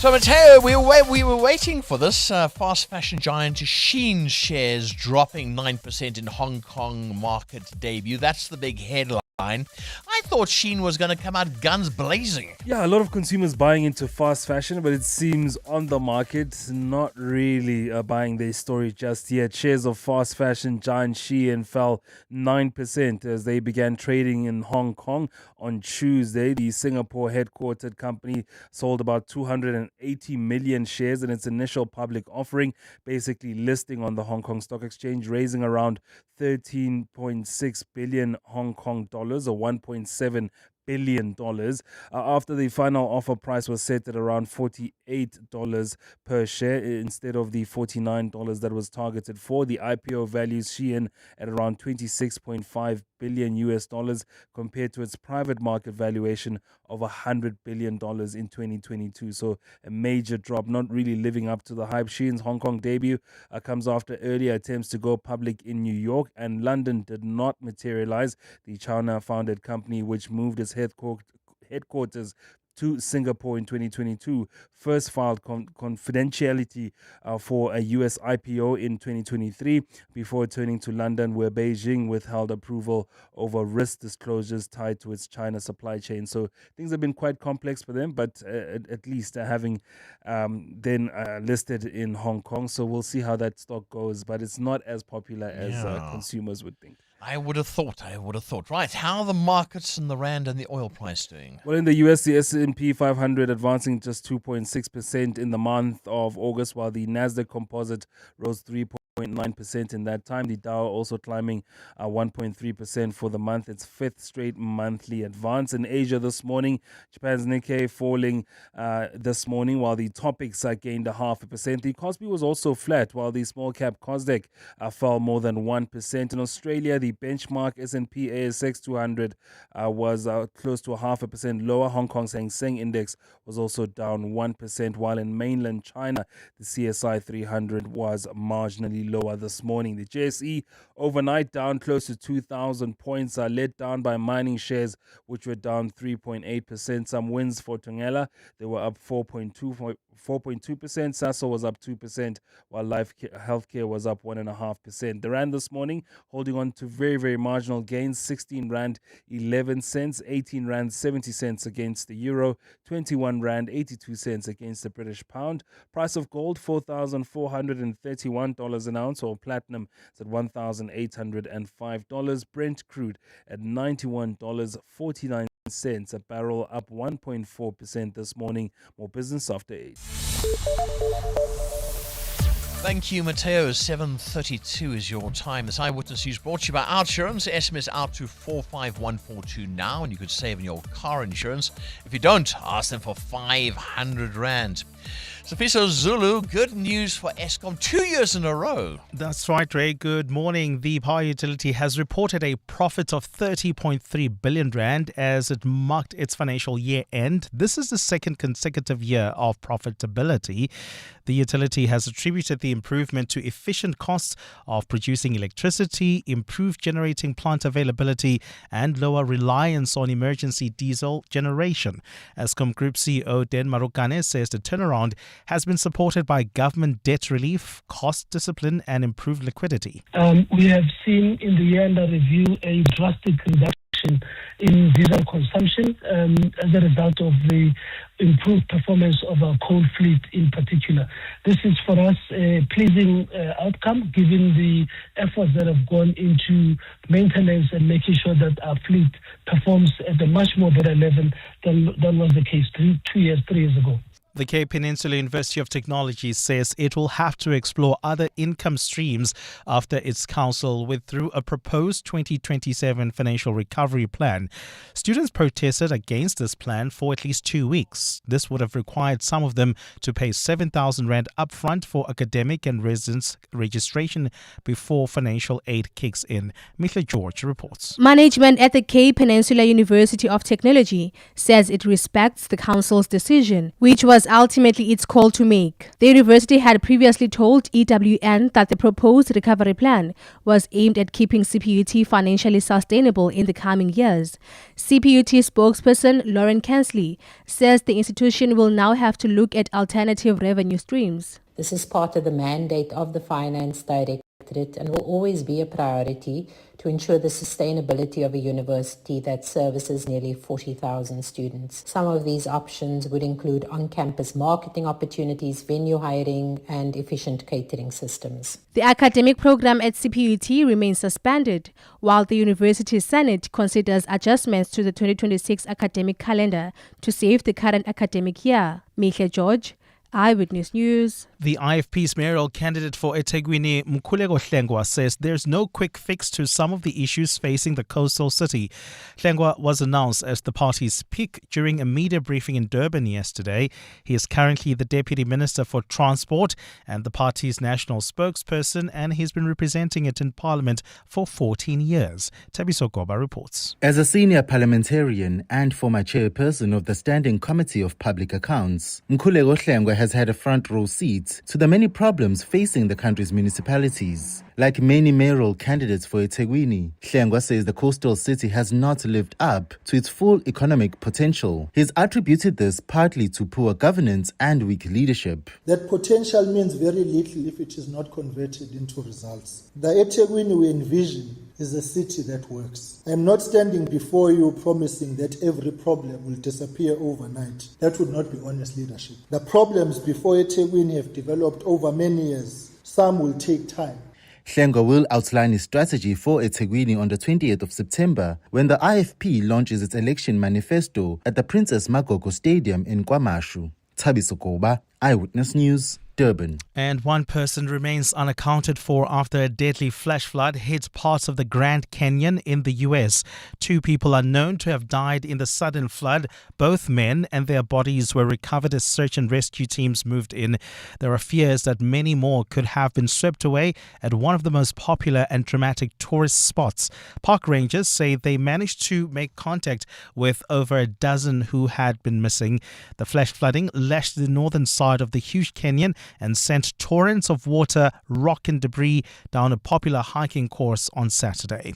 A fine day in store for Gauteng today. The temperatures are at lows of 8 and 11 degrees, peaking at highs between 26 and 27. Travelling in Sandton, we've got some delays on the M1 South between the Baku interchange and Marlborough Drive. There's also queuing traffic in Bryanston along the N1 South between Rivonia Road and Winnie Mandela Drive while heading towards Fourways. Do expect delays on the N1 North between Malibongwe Drive and Winnie Mandela Drive. The top story this hour, Eskom has reported a profit of 30.3 billion rand as it marked its financial year end. To save money, you keep items in your online cart until the price drops. So why not spend 10 minutes getting an Outsurance car insurance quote like 50-year-old Lawrence, who saves 309 Rand. I accepted the quote. Didn't shop around, didn't need to. Click, click, ring, ring. That's a sweet 309 Rand saving on Lawrence's 2025 Volkswagen T-Cross. Do it now. SMS out to 45142. That's out to 45142. Outsurance saves 37-year-old Lerato a jaw-dropping 599 Rand on her 2026 Kia Sonet. 599. Very easy. Outsurance, they are the best. Enjoy benefits like panic assistance that sends the nearest medical or armed response unit to you wherever you are. How much money could Outsurance save you? Get a quote now. SMS out to 45142. That's out to 45142. Licensed insured FSP. TCs and information online. Limits apply. Cloud adoption is no longer the differentiator. Business value is. Today's leading organizations need more than technology platforms. They need better visibility, faster decision-making, and the agility to respond to change. BCX connects cloud, cybersecurity, managed services, AI, and trusted telecom business connectivity into one intelligent ecosystem that helps organizations improve operational performance, strengthen resilience, and create measurable business outcomes. BCX. Connected multi-cloud, intelligent business. BCX enables businesses. Visit bcx.co.za. When it comes to corporate travel, South African Airways knows what you need. SAA services are designed specifically for the business traveler. Experience competitive rates, flexible travel options with waived change fees, and fully refundable and flexible tickets for a hassle-free journey.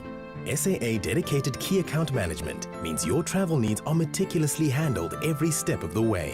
Plus, earn Voyager miles on every trip and relax in our luxurious business class lounges. South African Airways, where your travel needs are our priority. We don't just fly you, we prioritize your travel needs. Visit flysaa.com or call your nearest travel agent to tailor your corporate travel experience. South African Airways, transforming business travel.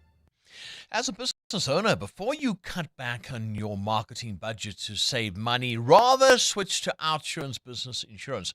You could get a massive 20% discount on your business insurance premium for educational institutions, law firms, real estate agencies, computer services, and all other businesses. Switching to Outsurance Business Insurance could mean more cash for your business. Ready to switch and save or get a quote today? Visit outsurance.co.za or call 08600 60,000. A licensed insurer, an FSP, T's and C's and information online. 702 Breakfast with Bongani Bingwa is brought to you by BCX. Built on trusted telecom business connectivity. Powered by cloud, strengthened by security, enabled by AI. Hi, Ray. With regards to students and teachers and extra lessons after school hours, I mean, let's make use of modern day technology. My son does extra lessons for pure mathematics, and he does this online. He doesn't have to go to the teacher's house. And what he does, he uses either Zoom or Microsoft Meeting or Google, and he has his lessons in the study area. So even though I'm doing my own work, I'm cooking whatsoever, I can hear the conversations that are happening. Good morning, 702. I would like to remain anonymous. I'm a teacher, and in my school, we have a school counselor. However, I have quite a lot of learners that would contact me and tell me that, ma'am, this is happening at home, please help me. And because a lot of them have trust issues with the social worker, so I don't know. And then in a case like that, where do I draw the line then? Hi Ray, Sandy here. Thanks for a fantastic show. I think it's totally unnecessary for the education department to get involved with something like this. They should be out there building schools, building toilets, things like that. Any teacher who is an educated person should know that it is a no-no to have a one-on-one communication with a learner. I think that parents should be more vigilant. Parents should be more vigilant, but we do live in a world where people take advantage of children, and that's the problem. If you have a situation where you have a predator who's preying on children, they can use these kind of channels to do just that. And I think that's what our guest Rian was talking about, is tightening that. But he was also saying as well, there's got to be the parents getting involved. There's got to be the trust issue too. Regarding the second WhatsApp there, if children need to cry out for help, well, then that's something totally different. If there is abuse at home, if there's something going on and they need to talk, then do it. Then reach out to your teacher, reach out in person. Go and see that teacher. I know that sometimes people find it easier to send a WhatsApp because you can just press send, but that's a little bit different. Join the conversation this morning, a very important one. Do you monitor the phone calls, or not the phone calls, the WhatsApp chats rather, between teachers and your children? And also, I still want to hear from you.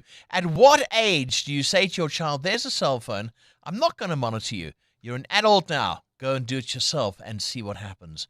What age? 16, 17, 18, beyond? 702.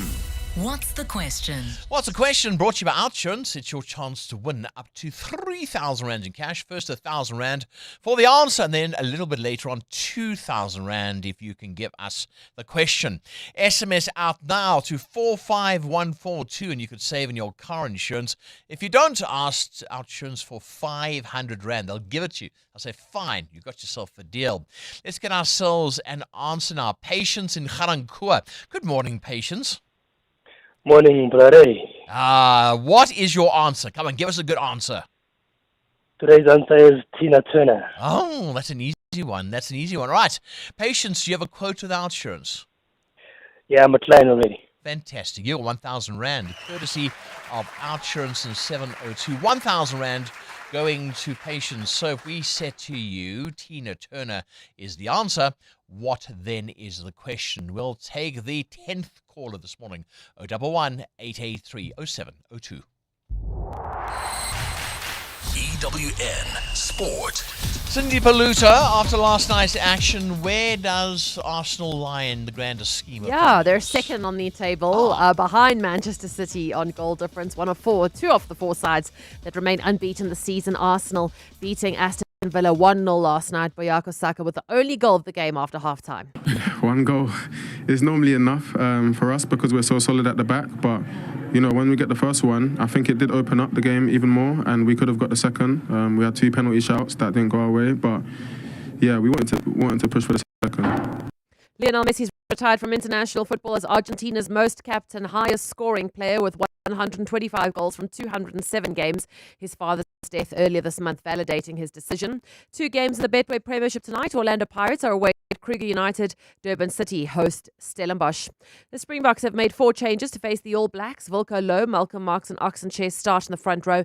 Damian Willems is out injured, so Kurtley Arons is on the right wing. Cheslin Colby's at fullback. All Black fullback Geordie Barrett on what they're looking to improve. Bit of a balance. Yeah, some areas of our game, exiting our half off kick-off, probably winning a few more of those 50-50 scrap balls in the first half. We got a lot more in the second half and it paid dividends. So yeah, there's different areas of our game that we're going to have to get a little bit better at if we want to step in the right direction to win a Test series. Proteas take on Zimbabwe in their third match of the T20 Tri-Series this afternoon. Bolo Kwenampaka is in line to replace Kagiso Rabada, who's out of the Australia ODIs through injury. Mpaka knows every performance in the series counts. Every opportunity you get to be out on the field representing your country is a massive one, especially with some of the bigger players not on this tour. It's definitely a chance for me to go out there, show my skill, hopefully put in some really good performances for the team, and hopefully that holds me in good stead leading forward. At the US Open, Carlos Alcaraz returned from a 5-month injury layoff to get a straight sets win. After 4 months and a half, almost, you don't know what's going to happen, in your body, in your mind. It's totally different, but I just try to play one game at a time and to enjoy playing points, feeling the love from the people. After the match, my body felt great. I'm just really, really happy that I made it finally.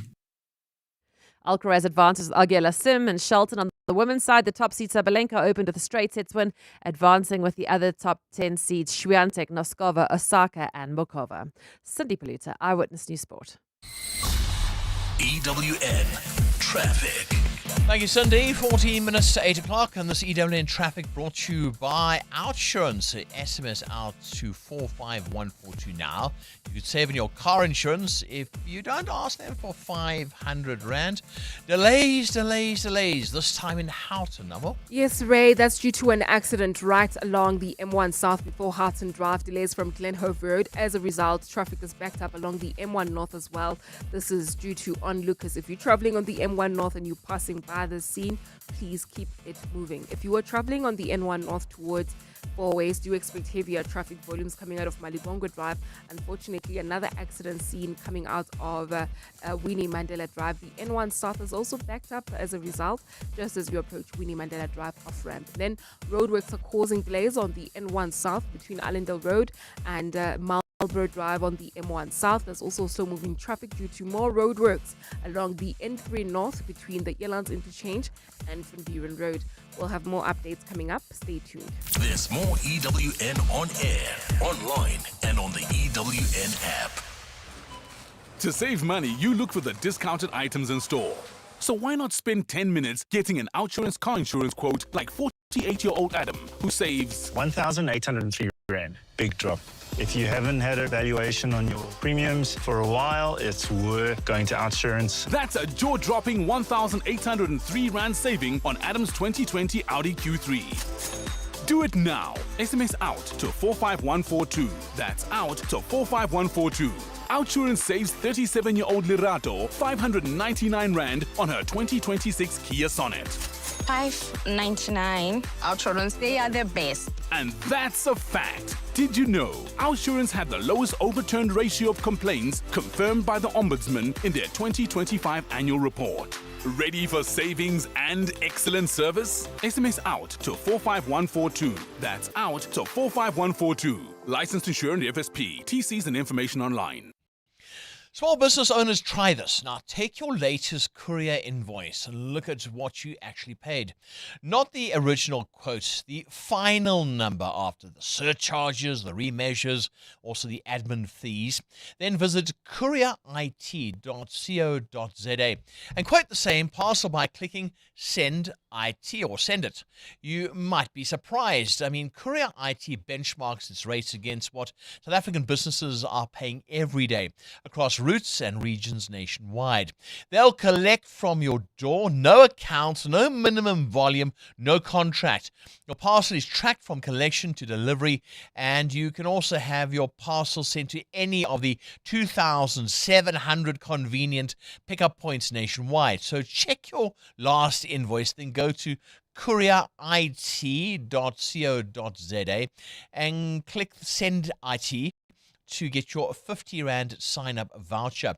Big or small, personal or business, local or international, Courier IT is built to help you send with confidence. So don't stress IT, just Courier IT, because your parcel deserves more. What's for dinner tonight, South Africa? Hiya, Jamie Oliver here. Dinner stress? Forget it. I've teamed up with Checkers to bring you some of my favourite recipes the whole family will love. Starting with my gorgeous spring veg stew, one pan, loads of veg, no fuss. Shop the ingredients on Checkers 6060 and boom, delivered in 60 minutes. Every week, 5 brand new dinner ideas. Checkers, dinner done better. Your biggest order just came in. You need the cash flow to deliver. Get up to 5 million Rand with Vodaland business funding in 24 hours once your application is approved. To qualify, you need a registered business bank account, 12 months of trading, and a 40,000 Rand monthly turnover. Be ready when opportunity comes. That's Business Accelerated. No paperwork. Apply online. Search Vodaland today. T's and C's apply. Vodacom Financial Services. Further together. 702. What's the question? What's the question is brought to you by OUTsurance. It's your chance now to win 2,000 Rands in cash because we have our answers. Time now for the question. So all you have to do is SMS out to 45142 now, and you could save on car insurance. If you don't, ask OUTsurance for 500 Rands in cash. Right, we had the answer, and the answer is a very easy one. It came from Patience, and it's Tina Turner. I said I'd take the 10th caller, so there we go. 1, 2, 3, 4, 5, 7, 8, 9, 10. Sakani and Brits. Hello, Sakani. Hi, Ray. How are you? I'm good. If I said to you, Tina Turner is the answer, what then is the question? The question is, what is the name of the artist who sang What's Love Got to Do With It, which reached Billboard 100 on this day in 1984? Oh, nice. Sakani, you do have a quote with OUTsurance, I presume? Yes, I do. Well, then you got 2,000 Rands in cash on its way to Sakani. Quite right.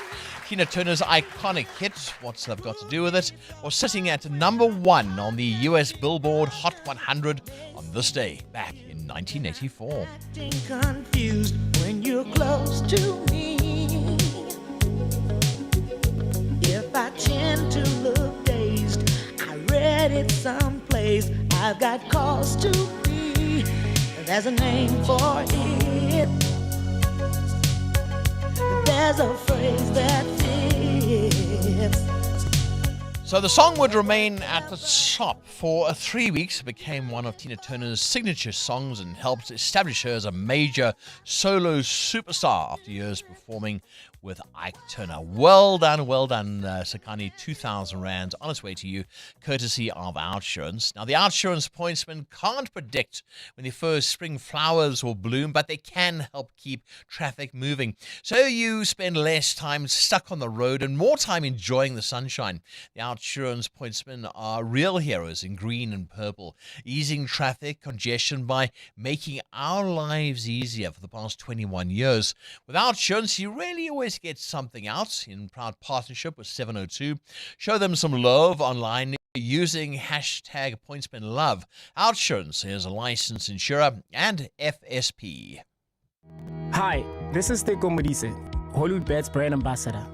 Be a winner who knows when it's time for a timeout and play responsibly. If you or someone you know needs help, call the South African Responsible Gambling Toll-Free Counseling Line on 0800 006 008 or WhatsApp help to 076 675 0710. Hollywood Sportsbook is a licensed betting operator. Hollywood Bet supports responsible gambling. No person under the age of 18 years are permitted to gamble. Winners know when to stop. Step into a world of enchantment with the Royal Countess Zingara at Melrose Arch, where spellbinding performance, art, decadent dining and whimsical wonders combine a breathtaking experience. Plus, it's the perfect place to host your year-end celebration while enjoying a night of mystery, mischief and magic. Bookings for October to December open on the 1st of September at zingara.co.za or just call 021 891 0448. To save money, you cancel subscriptions before the free trial ends. So why not spend 10 minutes getting an Outsurance car insurance quote like 34-year-old Pretty who saves 338 Rand. And I'm here to stay. That's an awesome 338 Rand saving on Pretty's 2025 Kia Sonet. Do it now. SMS out to 45142. That's out to 45142. Outsurance saves 48-year-old Adam an unbelievable 1,803 Rand on his 2020 Audi Q3. 1,803 Rand. Big drop. If you haven't had a valuation on your premiums for a while, it's worth going to Outsurance. You also get 5 million Rand third-party liability cover, covering damage to the other person's vehicle in an accident. How much money could Outsurance save you? Get a quote now. SMS out to 45142. That's out to 45142. Licensed insured FSP. TCs and information online. 702. 702. What's gone viral? With Kabazela. Good morning, Kabazela. Hey, good morning to you, Ray Ray. Right, pregnancy cravings. It's interesting that you've brought this up. I was chatting to my daughter last night, you see. She lives overseas, and she's 5 months pregnant. And she was talking about pregnancy cravings, and it's avocado, and it's salt and vinegar chips, and it's at the same time. It's the weirdest thing in the world, but that's what she wants. Well, I could picture that. You mash up the avocado and dip the chips in. I think it could be quite a nice little snack. I might try that today. I'm not pregnant. Who knew? Why are you asking about pregnancy cravings? Yeah, so this is an interesting one that I came across. So a mother is filming her daughter, and she is hoovering down these chicken wings, and she's got the sauce all over her face, and she's been a glutton about eating these chicken wings. And the mother says, I spent my whole pregnancy craving wings. Turns out I wasn't craving them, she was. And so many comments have come through here on this thread talking about what their mothers craved during pregnancy that they simply love now. And they're saying, well, it wasn't because she was craving it, it was because it's what I wanted. Now, I've looked at the science. There's no link at all between, what a child is supposedly wanting in the belly that the mother is craving. It's a whole bunch of other science, which I'm not going to bore us with. So there's no link there. But there's lots of people who are saying that what their mothers have craved, they love, which I found very, very interesting, because obviously I said the science contradicts that. Yeah. So I'd love to know from our 702 family this morning, what were your pregnancy cravings? And I mean, did you end up having a conversation with your mother many years later and say, well, what did you crave? I craved this. Well, actually, that's my favorite food. Maybe there's a link there somehow. And the gents who are listening as well, what did you have to go and get? What was the wife's craving that you had to go at all hours of the morning and get that because that's what she needed there and then? Oh, I love it. Yeah, no, it's the middle of the night. I want tomato sauce, whatever. Or just tomato sauce. It's the strangest things. I've heard of women chewing on onions and all sorts of things. So, yeah. Cravings. One I heard was I've heard it was like, I think it was sand or something like that. Somebody, a weird one. But hey, these things happen. All right, there we go. 0727021702. What's the one thing your wife or girlfriend have craved because they're pregnant? We'd love to hear from you. 702. 702. Feedback with Baphelile Sambo. Baphelile Sambo. Morning, Ray. I'm hoping you don't ask me Kabazela's question. Well, should I? Because KG keeps on asking me in the background, what were you craving? I don't have any kids, KG. Yeah, I was about to say, I don't think you had kids. No, I don't. But I do crave a few things. No, I'm not pregnant, but I do crave things. Okay. Yes, What when do you I'm crave? sleeping, something sweet before I sleep, always, all the time. Like I have to have a pizza or a lollipop, something. Okay. Yeah. Fair enough. Fair enough. So one day when you are pregnant, when it's going I'm to be a pregnant, disaster. I'll come back and tell everybody what I am craving. Your poor partner's going to be running all over Gauteng. I can see Where it. is he? Anyway, Ray Wise. Right, moving on swiftly. What have you been looking at? We've asked 702 lenders, which sports stars were you most sad to see retire?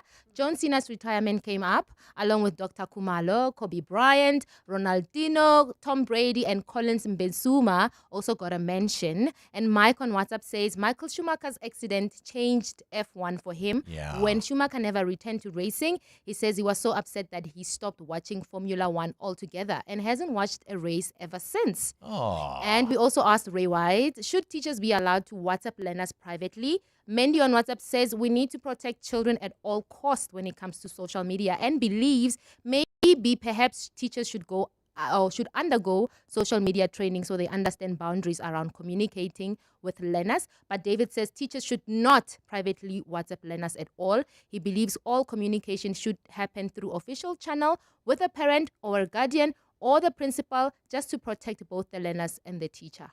You have to be careful. You Very really much. do. And also, protect the teacher too, because allegations can go the other way as well. Thank you, Bapalile. Thank you, Ray. That's all I have for feedback. Good. Go and enjoy something sweet now. That's Bapalile Sambo, and I'd love to hear from you. 072 702 1702. It's 8 o'clock. This is EWN. The impeachment inquiry mulls over a way forward after the president's latest stance, and Joe Ferrari is back in court. Good morning, I'm Sfiso Zulu. Parliament's impeachment committee will resume its work today after President Cyril Ramaphosa objected to the committee's choice of evidence leader. Ramaphosa objected last week to the recommendation of Durban advocate Thandazani Madonsela to leading the Section 89 inquiry into the events that followed in the theft of $580,000 from the president's farm in 2020. The committee will receive a legal opinion on the weight of the objection. Ramaphosa will then tomorrow finally have his day in court to challenge the independent panel reports on the Phala saga, which has led to him facing impeachment. Lindsay Tentlinker has more. As legal challenges against Parliament's impeachment inquiry unfold in the courts, the committee is still grappling with setting up the parameters for the inquiry. Despite Parliament being all but ready to appoint an evidence leader at its last meeting, President Ramaphosa raised objections that Advocate Madonsela is conflicted, owing to legal advice he had offered to the ANC on the impeachment matter, and because Ramaphosa had removed him from serving on the Judicial Service Commission. Committee Chairperson Makashule Gana says MPs will take advice from Parliament's lawyers on how to proceed. We're also going to have moved closer to finalizing the terms of reference for the committee. MPs had previously expressed unhappiness that the draft document presented by Parliament's lawyers had oversimplified their intentions. Meanwhile, the Western Cape High Court will tomorrow consider Ramaphosa's arguments that the 2022 report, which forms the basis for the inquiry, is fatally flawed and should be set aside. Lindsay Dentlinger, Eyewitness News, Parliament. Mpumalanga taxi owner Joe Ferrari Bongani and his 3 co-accused are expected back in the Delmas Magistrates Court today for extortion and money laundering. The state alleges the group extorted more than 2.2 million rand from a businessman. The NPA is today expected to disclose its docket to the defence following the collapse and re-enrollment of the case earlier this year. Mongezi Koko reports. Sibanyoni and his co-accused were granted 70,000 rand bail each when the matter was re-enrolled in May. The matter had been struck off the roll in the Kwaggafontein Magistrates Court by former Chief Magistrate Thulethu Tonjeni. She also found prosecutor Mkhuseli Ntaba in contempt of court and authorized a warrant for his arrest. The NPA subsequently lodged a complaint with the Magistrates Commission over her handling of the matter. The commission appointed an independent investigator and subpoenaed witnesses. Sibanyoni and another taxi owner, Bafana Sindani, have also asked the Mbombela High Court to stop the NPA from re-enrolling the case, but the prosecution has continued. Mongezi Koko, Eyewitness News, Delmas. 2 months after building a makeshift bridge, the community of Mafarafara village in Limpopo is once again cut off from a nearby clinic. EWN reported in July that residents built the bridge to connect two remote areas in Beggarsford, but the overpass has collapsed following heavy rains, leaving people in need of healthcare services stranded. Alfa Ramushwana has the story. While the bridge was wobbly and evidently unsafe, it served as some kind of saving grace for dozens of Mafarafara village residents. It quickly became a vital lifeline for residents, even though it would shake from side to side and wobble with every step. Recent rains in Limpopo caused the Tuvatse River to swell, washing the bridge away and leaving the material used floating along the river bank. The man who built the bridge previously told EWN that he knew the day would eventually come when the river would claim it. We are aware that the bridge could potentially collapse, but I'm a builder and I know how to prevent that from happening. So we are here 24/7 to make sure that nothing of that sort happens. Residents are now forced to choose between swimming across the Tuvatse River or paying more than 100 rand for a taxi to take them to the clinic and back. Alfa Ramshwana, Eyewitness News. And in Nepal, Prime Minister Belandra Shah says the last week's deadly Himalayan flood was not an ordinary event, but driven by climate change. The huge wave of freezing water and debris sparked a glacial collapse on the China-Nepal border and has killed at least 939 people and left nearly 4,500 others missing, with Kathmandu warning reconstruction costs could run into the billions of dollars. Nepal, a largely rural nation of 30 million people, has contributed little to the emissions driving global warming churned out by wealthy and industrial nations, but it's suffering its consequences. United Nations spokesperson Stefan Dujarric says help is being sent to the country. As assessments of the situation continue, we're getting a clear picture of what people need. Some 65,000 people require emergency water, sanitation, hygiene support. More than 22,000 children need protection. 2,600 children under 5 are expected to need treatment for severe wasting, and around 10,500 pregnant and breastfeeding women need nutrition assistance. Gold is trading at $4,442.11 an ounce. The rand is at 16.11 to the dollar, 21.81 to the pound, 18.69 to the euro. Brent crude oil is at $91.51 a barrel. And in the traffic, we've got delays on the M1 South between Glenhove Road and the Kilani Bains due to an accident. There's also queuing traffic along the N12 and the R24 West between the Edenville Road and the Kilulis interchange. And in your sport, Bukayo Saka scores the only goal in Arsenal's 1-0 win over Aston Villa. Argentina's most capped and highest goal scorer, Lionel Messi, has retired from international football. And the Proteas play Zimbabwe in their third match of the T20 Tri-Series from 2 o'clock this afternoon. A fine day in store for Gauteng. The temperatures will peak at highs between 26 and 27 degrees. The top story in EWN this hour. Parliament's impeachment committee will resume its work today after President Cyril Ramaphosa objected to the committee's choice of evidence leader. EWN, in touch, in tune and independent. For the latest, visit ewn.co.za or download the EWN app. Your neighborhood, your street, your home. Your local government election coverage lives on 702 Cape Talk and ewn.co.za. Download the EWN app. This is 702 Breakfast with Bongani Bingwa, brought to you by BCX. Built on trusted connectivity, powered by cloud, strengthened by security, enabled by AI. 702 on 92.7 and 106 FM.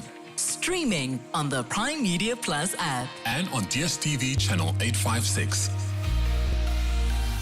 8 minutes past 8 o'clock. Good morning from me, Ray White, in for Bongles this morning. You see, it's his birthday, so he's taken the day off. I'm so itching to phone him, but I've been told by our producers, no, Ray, don't disturb him.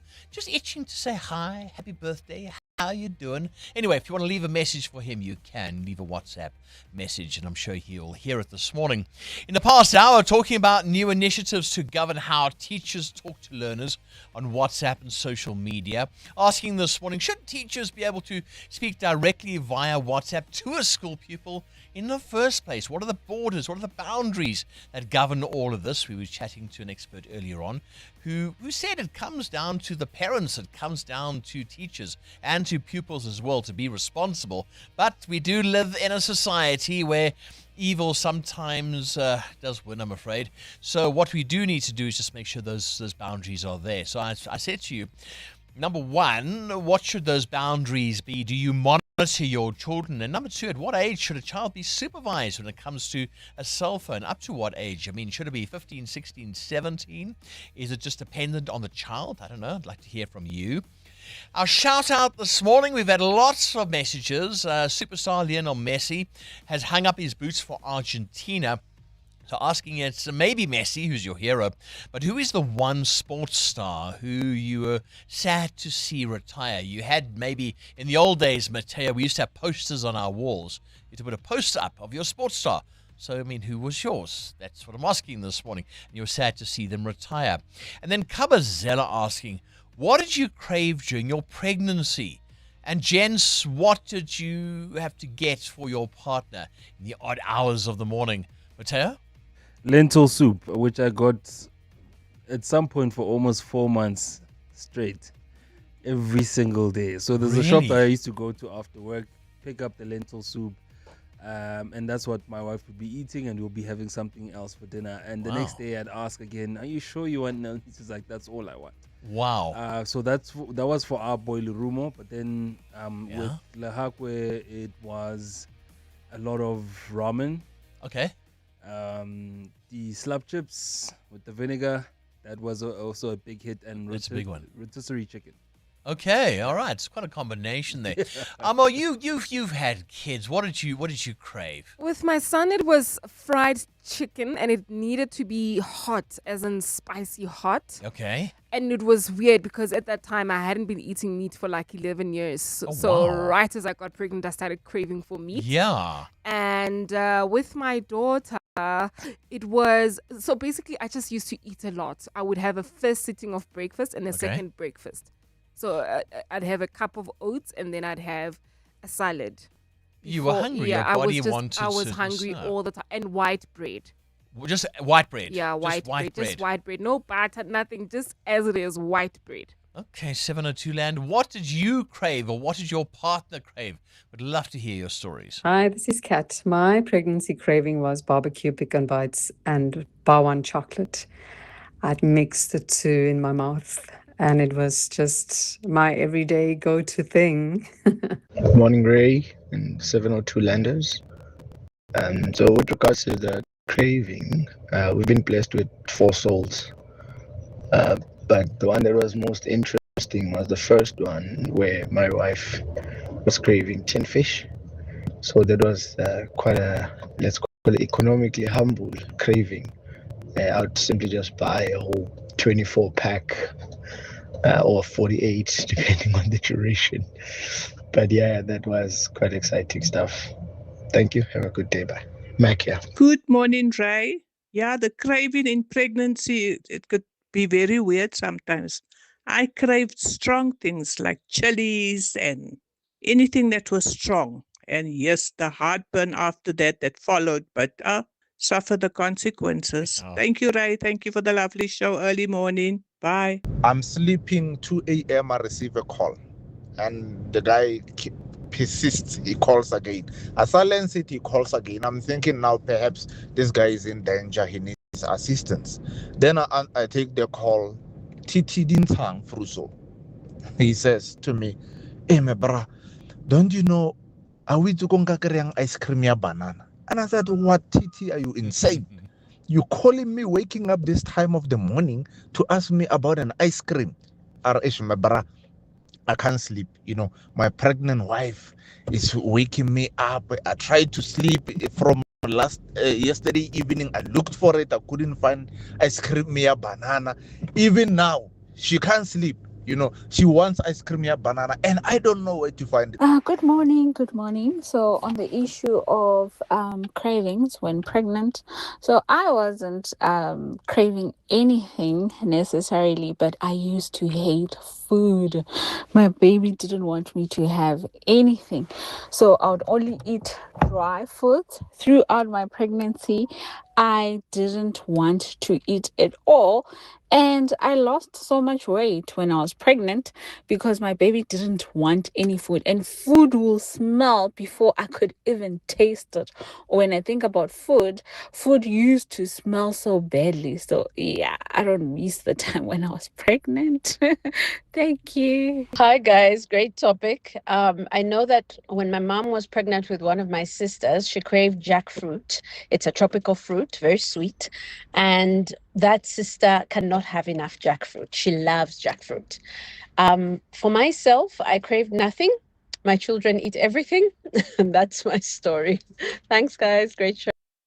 It's interesting, Amo, because after you've given birth, did your cravings go away? That spicy chicken was like whatever. No, not immediately. I would still crave for it. I think for about a month. Yeah, for about a month. Yeah, and I would be okay. And he can eat. Even now, my son likes chili food. So it was He would, passed yeah, on there. he would want for extra chili. He wouldn't have a problem with chicken licken or, Yeah. heavily spiced. He doesn't have a problem with those, so he would eat them. It's interesting. It is. Yeah. I mean, salt and vinegar chips. My daughter's mom, Chloe's mom, loves salt and vinegar chips. Chloe loves salt and vinegar chips. I'm just wondering with little Isabella, who's due in February, whether we're going to have salt and vinegar chips. Because I don't see the logic in any of the salt and vinegar chips. I hate them. There we go. You don't like salt and vinegar chips? No, I don't like them. All family, I'm surrounded. Join us. Let's walk the talk. This is 702. Hi, Ray and team. Regarding the big interview on educators' cell phones, discipline, and learners, the speaker spoke about reporting matters to the South African Council of Educators, who are responsible for enforcing the code of conduct. Those guys really are inefficient. I've reported over, I think, 5 cases of misbehavior from educators. Educators that produce and disseminate soft pornography on social media platforms in contradiction with the code. I think it's section 2 or 3 of the code. Those guys are just ineffective. The only thing they will do when you send an email is to give you an acknowledgement, no case number, no nothing. So I just wonder how the department actually ensures that educators are disciplined when the body they've established to do so is so incompetent. Hi, Ray. My kids never speak directly to their teachers. They do it through me. Okay, basically, I talk to the teachers. The one is in high school, the other one is in grade 7. So it's grade 9 and grade 7. So I do the talking.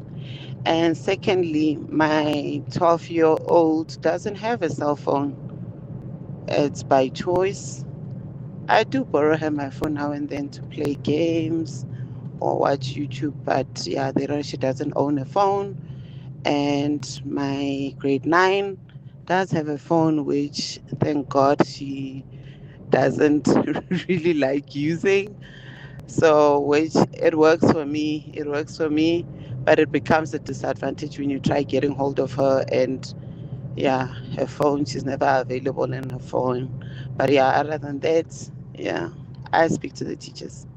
Thank you. Good morning, Ray and 702. Ray, there's something I just don't understand. You and I went to school long before the days of WhatsApp. We received homework. We did our homework. Why is it that all of a sudden the children can't do homework at school? They can't get homework at school. Now it's WhatsApp. Everything is through WhatsApp. We functioned before the days of WhatsApp, but for now, for some reason, it seems like kids can't do anything without WhatsApp. I think the system is just broken somewhere, somehow. Yeah, Tabiso from Munazan. Tabiso, I agree with you. I really do agree with you. Look, phones are weapons as well, and I mean this in the following. Phones are weapons. If a child gets into trouble, I want my child to be able to phone me. I want that. But when my child goes to school, that phone goes into a locker or a box somewhere. That's it until after school. So it goes both ways. But Mateo, you're right in my day, and he's so right in what he says. There was no WhatsApp. We had extra lessons. I had extra maths. I was terrible in maths. We had extra maths, and off I went, and I did my extra maths. I went home, and I passed. Ta-da. Yeah, that story. was quite simple, Ray, back then. But I think COVID happened, and a lot of learners now had to have assignments online and shoot all sorts of videos presenting their projects. So from that time, which is 2020, not so long ago, I think that's how the curriculum, or rather phones got into the curriculum, and I don't think have left since. I'd hate to be a teacher because I think your WhatsApp must just go and go and go. You've got to have those boundaries because I wouldn't want my class WhatsApping me 24/7. I mean, I run a journalism class at the moment on Saturday mornings, and that's enough, and that's only about 5 people. So you know what I'm trying to say? This is the kind of thing, Amo. I think, you're right in setting boundaries. That's where it's at. If you tell your learners, guys, please, you will only text me between this time and this time of the day, or if it's an emergency, or if we're only talking about schoolwork, something outside of the school curriculum and anything else, I don't want to receive those texts. Absolutely. Keep your WhatsApps coming. 072 702 1702. Let's talk. We're listening. Morning, Ray. The President of the United States is one sick individual. The biggest terrorist in the world is the United States of America. They actually fund other terrorists around the world. And the biggest problem in the Middle East is Israel, the state itself. No other thing is a problem in the Middle East. It's Israel. Israel is the problem in the Middle East. They are trying to colonize the Middle East. That's the problem. Thank you. This is Kechi from Ekurhuleni. Good morning, Ray. Why is nobody talking about what the U.S. is doing as wrong? Iran is only trying to fight for its own rights back, something that we as a country should be doing, trying to fight for our own rights back. The oil was theirs, and they infiltrated the Iranian oil market, and they put their people there in the 1950s. And now that they're retaliating, they're saying that they're doing the right thing because now they want to retain. It's like you wanting to be in my home forcefully. That is wrong. Well, this conflict's going to carry on. And for at least the next 6 months, unless, of course, somebody steps in, unless, of course, there's a new American president or something changes, because the stalemate is there. United States, I think, as well, is very wary of launching a ground offensive into Iran, because you see what's happened with Ukraine, with Russia going in there. They're stuck. They can't get into Ukraine. They can't invade Kyiv. It's just not going to happen. So they've got themselves into this very, very difficult situation. The problem is it's dragging the rest of the world down. And you'll hear with Mateo's business news what petrol prices, what's today? Tuesday. So it's midnight tonight. I think it's just over R1 or thereabout for petrol and 2 to 3 rand for diesel. I mean, that's because there is a war there. That means you and I suffer. It's absolutely shocking. EWN Traffic. 22 minutes past 8 o'clock. We've had so many accidents this morning. I'm on, I see 194 ways. Yeah, that's correct, Ray. It happened right near Winnie Mandela Drive. It's causing heavy delays coming out of Beyers Naudé Drive. About a 20-minute hold up there. There's also queuing traffic on the N1 South approaching the scene due to onlookers. If you're traveling on the M1 South towards Houghton, do expect heavier traffic volumes due to another accident. It happened near Houghton Drive. Delays coming out of Grayston Drive. I'll have more updates coming up. Stay tuned. There's more EWN on air, online, and on the EWN app. 702, The World View. With Adam Gilchrist. Good morning, Adam Gilchrist. Good morning, Ray. How are you going? Better than what's happening in Nepal. I mean, I see these drastic rescue efforts continuing, but that death toll's rising. Yeah, the numbers are awful. And of course, you hear numbers, and I'm about to do some numbers, but every number is a human being. So 939 people now confirmed to have lost their lives in Nepal after this terrible glacier crash, mudslide, floods. 3,900 people missing 6 days on. That's a lot of people missing. Also, of the bodies found, only 4% have been identified. Wow, 1 in 25. Partly because they don't have the personnel to assess and find out the identities, and not everyone is immediately identifiable.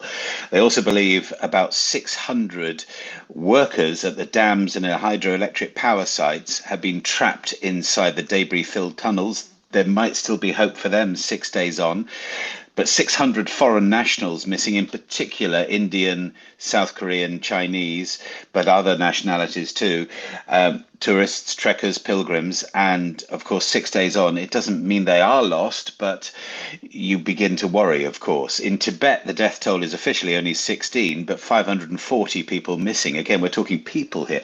But here's an odd one as well. Chinese police are now cracking down on those who speculate about lost loved ones or who speculate about what the death toll may be. Sure. They are shutting down social media chats, etc., etc. That just seems particularly harsh given what has happened.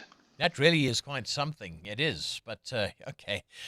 That's what happens in that part of the world, I'm afraid. All right, let's go to happier things. If I said to you, Adam, it's a bird, it's a plane, no, it's a firefighter, what would you say? I'd say, yes, it's 17-year-old Rudiansa.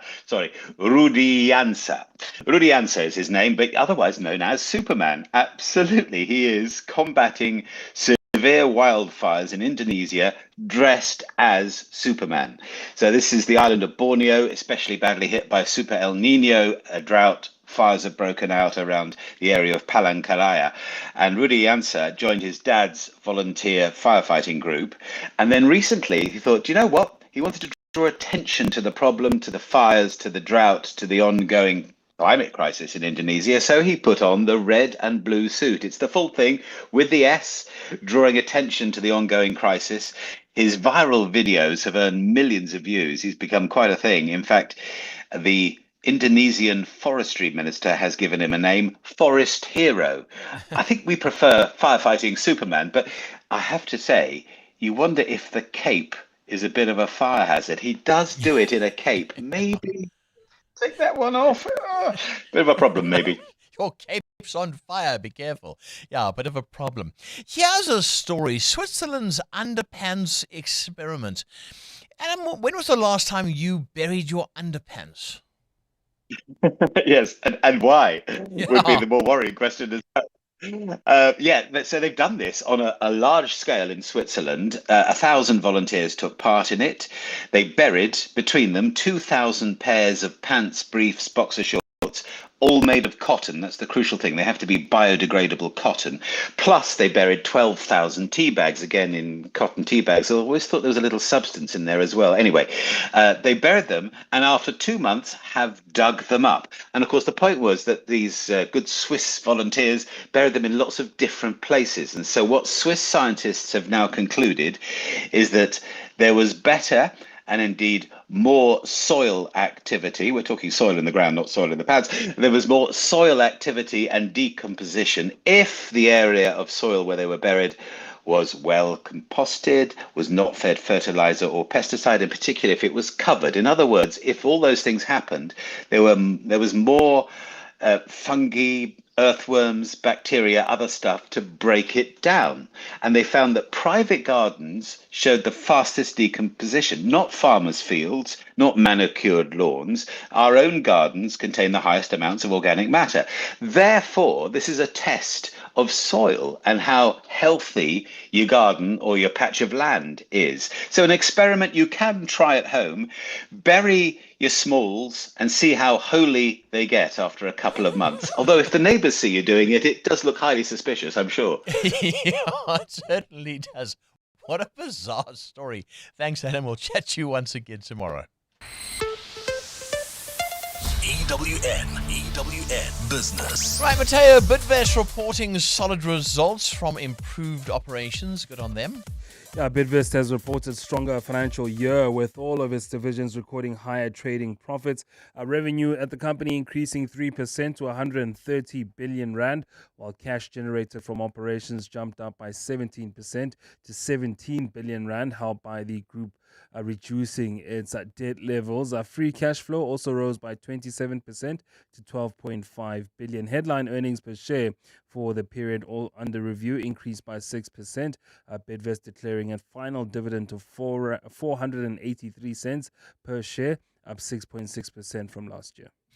Now, we spoke about those petrol prices. You've got details on what to expect. Yeah, petrol and diesel prices are set for sharp increases from Wednesday after ongoing conflict in the Middle East put international oil prices under pressure. The Department of Mineral and Petroleum Resources announcing the official fuel price adjustment for September. Both grades of petrol will increase by R1.34 per litre, while diesel is set to rise by between R2.94 and R3.15 for different grades. Illuminating paraffin will increase by R2.84 per litre. Tensions continue in the US and Israel war in Iran. A tanker was struck by 3 unknown projectiles while transiting the Strait of Hormuz on Monday, stoking worries that the Middle East conflict could once again escalate. The tanker was sailing in the southern shipping lane close to the Omani coast. Iran launched an attack on 2 American bases in Jordan on Monday in retaliation for the U.S. attack on its Larak island. So it's still quite tit for tat. And of course, Iran standing its ground over the Strait of Hormuz. The U.S. are wanting firm control of that oil corridor. Right, how's the rand, oil, and the rest? Well, markets were down close to 2,000 points yesterday, led down by mining shares, which are down 3.5%. Tungela was up 4% though on the market. Sun International up 2%. Sasol, as that oil price goes up, they were up 2.4%. Lifecare enjoying gains of 1.5%. Canal Plus was down 9.6% yesterday. Valterra, the platinum producer, down 6.8%, with Northern down 4.9%. The rand still holding on to slim gains, 16 rand 11 cents against the US dollar, 18 rand 70 gets you a euro, while it was at 21 rand 82 cents against the British pound. Price of gold is a little weaker this morning, $4,436 an ounce, while platinum is up more than 1% at $1,815. Brent crude going up by more than 1% at $91.32 a barrel. That's your morning business. Stephen Grotes with more analysis later this afternoon. Thanks, Mateo. Time is 8:31. Coming up shortly in the next 20 minutes, talking about an ode to Motown. It's returning to the Mandela stage at the Joburg Theatre from the 4th to the 13th of this month. So getting all the details for you. But Safiso Zulu has got all your news details. Safiso, what you leading with? Thanks, Ray. Good morning. The state in the case against former National Assembly Speaker Nosiviwe Mapisa-Nqakula has argued that there is no reason to doubt the evidence of her accuser, Defence Force contractor Nombasa Ntshondwa-Ndlovu. The Pretoria High Court heard Mapisa-Nqakula's discharge application, in which she claims the state has failed to make a case against her. She's facing 12 counts of corruption and 1 of money laundering for allegedly soliciting payments from Ntshondwa-Ndlovu when she was Defence Minister. While Ntshondwa-Ndlovu has turned state witness, the former minister denies the allegations. Khumuzo Modise has more. One of the arguments made by former Defence Minister Nosiviwe Mapisa-Nqakula is that none of the state witnesses have corroborated the evidence of Nombasa Ntshondwa-Ndlovu on the alleged payments that she made to her. But prosecutors argue that her version has been corroborated by oral evidence, the former minister's bank statement, WhatsApp messages, and Mapisa-Nqakula's failure to dispute certain evidence. They further argue that the former minister admitted that she received a wig from Ntshondwa-Ndlovu, which they argue is unlawful. But they also claim that the only reason she admitted this is because the said wig was found during a search and seizure operation at her home. While Ntshondwa-Ndlovu claims she gave the minister 300,000 rand at the OR Tambo International Airport in February 2019 and she used the wig to cover it, the former minister claims talks of a wig in their WhatsApp messages were about a literal wig and not a corrupt payment. The court will deliver judgment on the discharge application next Monday. Khumuzo Modise, Eyewitness News. The Western Cape Provincial Legislature will set up its own ad hoc committee to investigate violent crime in the province. There have been growing calls for an urgent response to gangsterism and murder. Most political parties in the province have voted in favor of a motion to probe crime trends in the province, as well as the effectiveness of government and police interventions. Babalondense takes a look. Another ad hoc committee to investigate crime is on the cards, but this time focusing on violent crime in the Western Cape. While the National Assembly is engaged in its own ad hoc committee probing allegations of police corruption nationally, the Western Cape's committee will focus on the province with several violent crime hotspots. ANC Chief Whip Ayanda Barnes proposed that a 10-member committee comprising all political parties be formed and report within 6 months of its establishment. We included in the original motion the root causes of crimes that we think as opposition parties are being not addressed by the DA. The FF Plus said it welcomes the committee's establishment. It says although the motion does not explicitly refer to the devolution of policing powers to the province, it regards the move as a step in the right direction. Babalondense, Eyewitness News. At the same time, prosecutors in the trial of suspended underworld boss Nafis Modak have relied on the testimony of a confessed hitman to implicate a co-accused in the murder of Nicholas Yerskap. Yerskap was the father of Hawks officer Nico Yerskap, who was investigating Modak for vehicle fraud at the time of his murder in 2019. Accused number 7, Mario Peterson, was cross-examined by the state in the Western Cape High Court yesterday. Carlo Peterson has more. State prosecutor Blaine Lazarus relied on the testimony of self-confessed hitman turned state witness Mr. A, who previously implicated Mario Peterson in the 2019 killing. Lazarus told the court Mr. A's testimony links Peterson to ballistic evidence and surveillance footage of a black Mercedes-Benz allegedly used in the murder. Peterson, who admits to being a member of the terrible Westsiders gang and to driving a black Mercedes at the time, denied any involvement in the killing. The fact that you might have driven a Mercedes-Benz during the time of the shooting of Mr. Yerskap, is that coincidence? Co-accused Yannick Adonis is set to be cross-examined today. Carlo Peterson, Eyewitness News. And US President Donald Trump has repeated his threats to hit Iran hard after the two foes traded fire for the first time in weeks. After 6 months of war, Tehran and Washington remain at an impasse, with Iran keeping the strategic Strait of Hormuz closed and the US persisting with a counter-blockade of Iranian ports. On Sunday, the United States carried out strikes on an Iranian island in the Strait of Hormuz, with Tehran quickly retaliating by attacking US military targets in the Middle East. The exchange has raised fears of a return of a major hostility, with the US president vowing to respond. Their leaders are largely dead. Their Navy is gone, their Air Force is gone, their surveillance equipment is almost entirely gone. That doesn't mean we won't smack them. We'll see what happens. But we have the Strait of Hormuz in extremely good shape. You know, we're taking over. A fine day in store for Gauteng. The temperatures will peak at highs between 26 and 27 degrees. And in the traffic, we've got delays on the N1 North between Beyers Naudé Drive and Winnie Mandela Drive due to a major accident scene. There's also queuing traffic reported on the M1 South between the Baklu Interchange and Houghton Drive. The top story this hour, the states in the case against former National Assembly Speaker Nosiviwe Mapisa-Nqakula has argued that there's no reason to doubt the evidence of her accuser. The Midday Report. Weekdays, 12 to 1.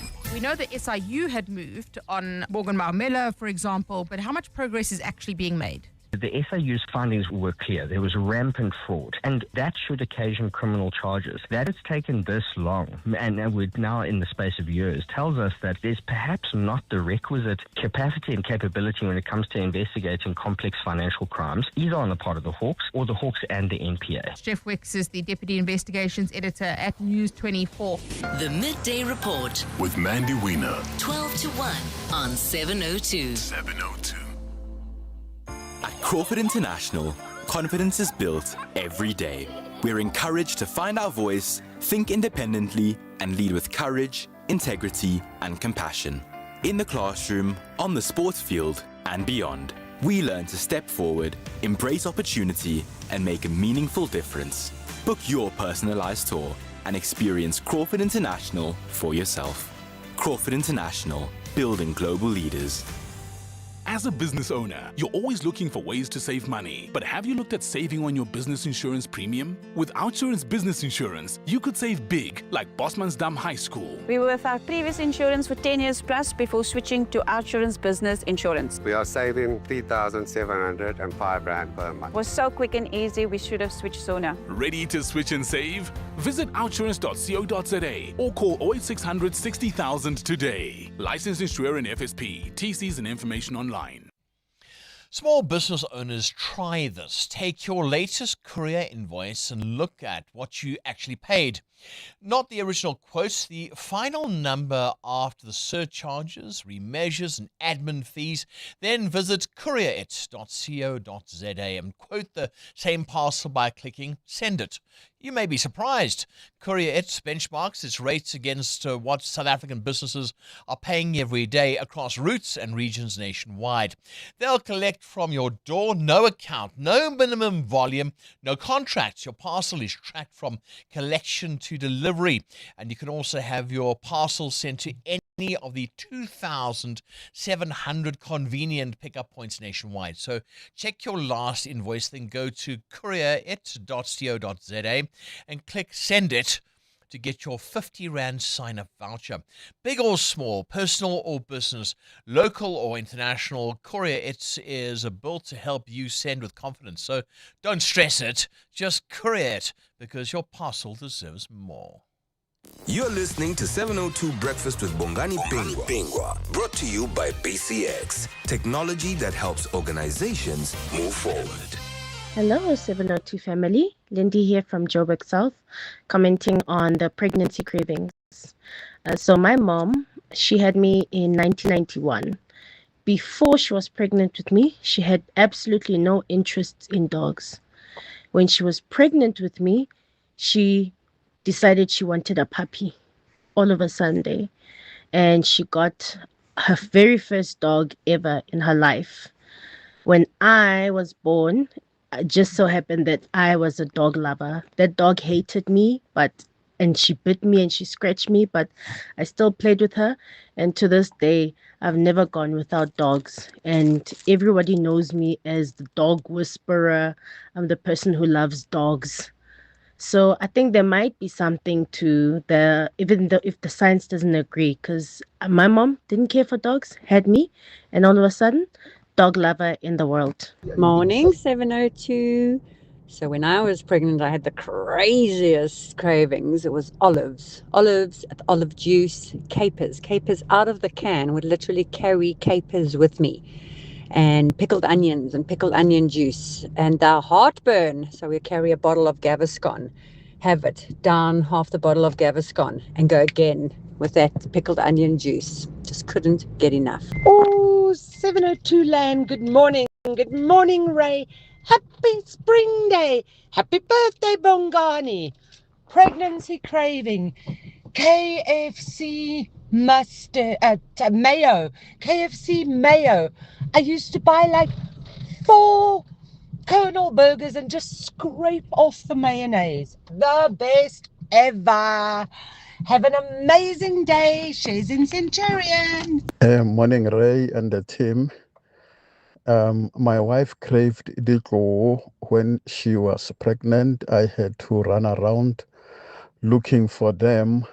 And guess what? When my daughter was born, we would drive to Limpopo. You wouldn't pass Grand Scope without buying diko for her, even though she would be fast asleep. But when we come to that area, she would be up and ask you to buy diko. So this was passed on to her. Thanks. This is Vusi from Pretoria. Bye. It's amazing how things are passed on through pregnancy. I mean, okay, KFC mayo, that was a good one. Olives and capers. Cindy, did you have any cravings when you were pregnant? So I had lots of aversions. So I didn't, obviously smells and things. But I went off salad, and I love salad, salad, a green salad, like one of my favorite things to eat. And I went off salad. I went off lettuce completely. Like gone. And I loved Parmesan cheese. Okay, Parmesan cheese. Yeah, in both my pregnancies, Parmesan cheese, and then in my first pregnancy, there used to be a pie company called, was it the London Pie Company. London Pie Company, Yeah, that's right? right, yeah. And they made a ham and cheese. That was so good. Oh, wow. And since nothing, it's just fallen away. No. And I also, I never had a craving where I made my husband go out at 11 o'clock at night searching for something. Like, absolutely not, no. I think maybe you were just hungry at some point and made him go anyway. You know, it's like, go get takeaways. Yes, Cindy. Yes, Cindy. Yes, Cindy. No, I never ever did that. I never ever sent him at any time of night to go get something. Interesting. I was sent packing, I tell you. EWN Sport. All right. Okay, we were speaking a little bit too much about soccer and rugby. What's happening with the cricket today? Well, there's cricket today. The Proteas going into their third match of this T20 Tri-Series. They've won one and lost one. They play Zimbabwe at 2 o'clock. Bowler Kwenan Parker on the conditions at the Windhoek Cricket Ground. It's a pretty good wicket where we're playing. A bit more difficult in the middle overs, especially if the bowlers use the field to their advantage. There's a bigger side and a smaller side. So if the bowlers are smart enough, it can be difficult to get going through the middle overs. So I think a lot of teams are trying to capitalize in the power play.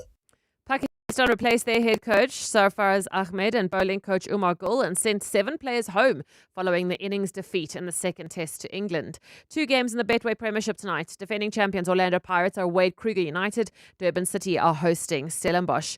While Lionel Messi's retired from international football, he's Argentina's most capped and highest scoring player of all time, 125 goals from 207 games.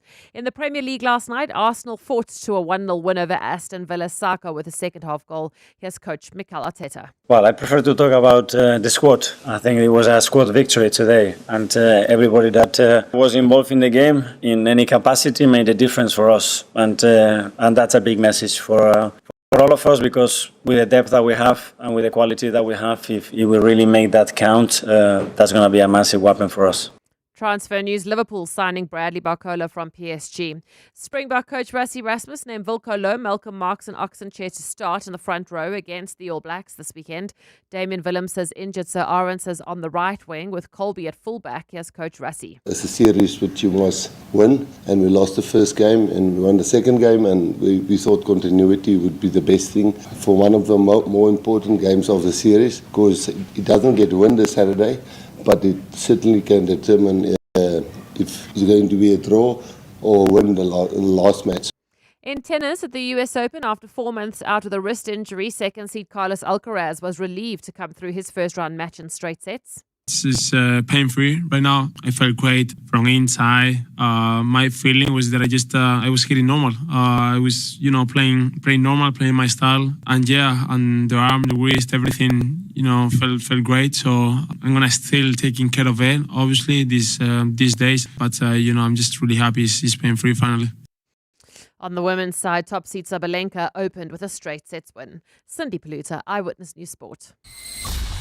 EWN Traffic. Thank you, Cindy. 14 minutes to 9 o'clock. Right, are all the crashes cleared? Congestion cleared? What's left? Not at all, Ray. We still have got that accident on the N1 North after Winnie Mandela Drive. Delays coming out of Beyers Naudé Drive. And there's also an accident seen on the M1 South in the Houghton area, right before Houghton Drive. Delays coming out of Greyston Drive off-ramp.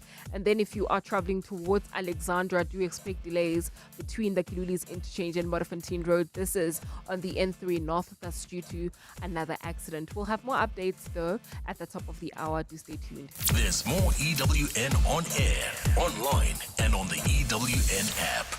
Local government elections aren't just about municipalities and councillors.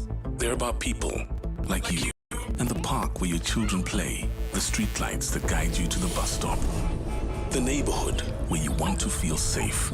The truth is, what happens in the council chamber doesn't stay there. It finds its way into the lives of ordinary people, like you. So in the run-up to the local government elections, 702, Cape Talk and EWN will be where your concerns become the conversation, your community becomes the story, and your voice matters.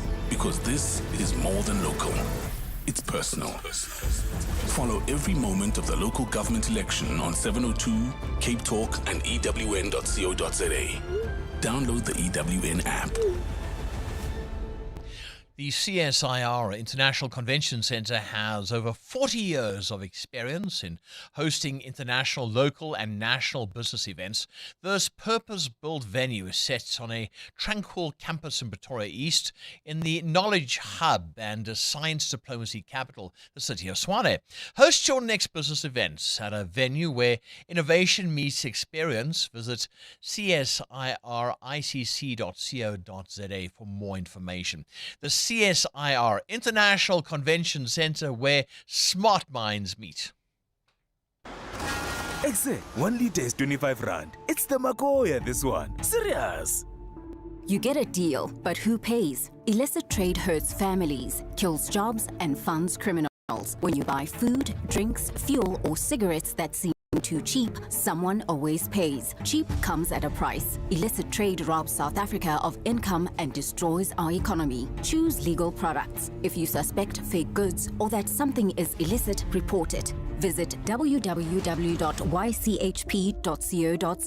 Your choice has power. You hear that? That's the sound of business execution finally visible. No more chasing people and reports. No more disconnected systems. No more guessing if our business is performing or not. iStratGo connects strategy, people, performance, and day-to-day work into one clear software platform, so leaders can see what's working, what's not, and where to focus. Because when execution is visible, everything runs better. Book a demo on istratgo.com. istratgo.com. Coming up on the Clement Manyatela Show on 702. Tabo Sholi Mashao in for Clemens today. What you got coming up? Good morning, Ray, and good morning to everyone in 702 land. What does this figure mean to you, Ray? 6.2 billion rands. Sounds like something that Joburg, city of Joburg has lost. Close enough. That's that is the total amount of money that was paid to top 40 CEOs in South Africa in 2025. Okay. They are earning tons and truckloads of money. We've had this discussion before, but it's very relevant, especially in the context that we are living in right now. Yeah. The gap between the CEO salary and the ordinary worker on the shop floor is huge. I mean, it is said that one of the CEOs of one of the leading banks in South Africa is getting over 148 million rand per annum. It is just shocking, but it comes with a lot of work, a lot of pressure. We will look at that on the show a little bit later today. Anxiety, we take it lightly, Ray. We think when someone says they're anxious, we think they're shy, they're an introvert. Some people can't even pick up a phone, walk into a room full of people, and we think, this person is just shy. But anxiety is a real thing. In our health wellness feature, we will touch on that. But on the open line, there's a very interesting school headmaster, principal, as we'd say in South Africa, in the Northwest. He says no matric dance this year to the pupils because they did not do well in term 2. About 70 of them failed out of 180, and he is scrapping matric dance. Is it fair though? Can you imagine? You are doing your best. You are cross-nighting, studying like crazy. You are getting A's. But Ray and KG and Motewa are not studying. Poor Tabo must suffer because of all of you. But is it where we should be going? But generally, the culture of matric dance as well. Is it still relevant? All that hold on. Of course it is. You get all dressed up. Why? Because you know what? Yeah. I'll remember my matric dance for the rest of my days. Yeah. 1962. Kidding. Back in when there were still horse-drawn carts, I mean, it was a fantastic time. You just watch out there. No, look, it's something nice. I know there's been a lot of talk lately. Why have a matric dance and all the rest of it? It was a great memory for me. I had great friends. Yeah, I loved it too, Ray. But I think maybe another question that we must add there is: should we have it after the exams? Yes, you should. But then after the exams, it's difficult because the results come out in Jan of the next year. Oh, well, where's Ray in Jan? He doesn't have to come anymore and whatever else. Well, you know what I mean? No, exactly. Yeah, Look, I know we used to have it about September. I think. We did. Some now they have it like March or something very early, which is fun. I'm just the old traditional guy that says it's fun because I've got memories. That's all. I mean, I remember one guy came in a helicopter. I don't know how he got that right and got dropped off. Really? In 1950? Wow. Yeah, I had my mom's little Toyota. This is fine for me. Thank you very much, Mom. Thank you. And there we go. You see those memories. No, metric dance is all that and more, but we want to look at the culture and if this principle is on the money and what does it mean to you? When was your metric dance? And let's have a bit of fun between 9 and 10 on the open line. There we go. That's the Clements Manyatela show, and Thabo Sholimashai is standing in. Joy of Jazz. The Standard Bank Joy of Jazz returns on September 25 and 26. Thank you so much. Join 702 at the Dina Lady stage. Get your tickets at Ticketmaster.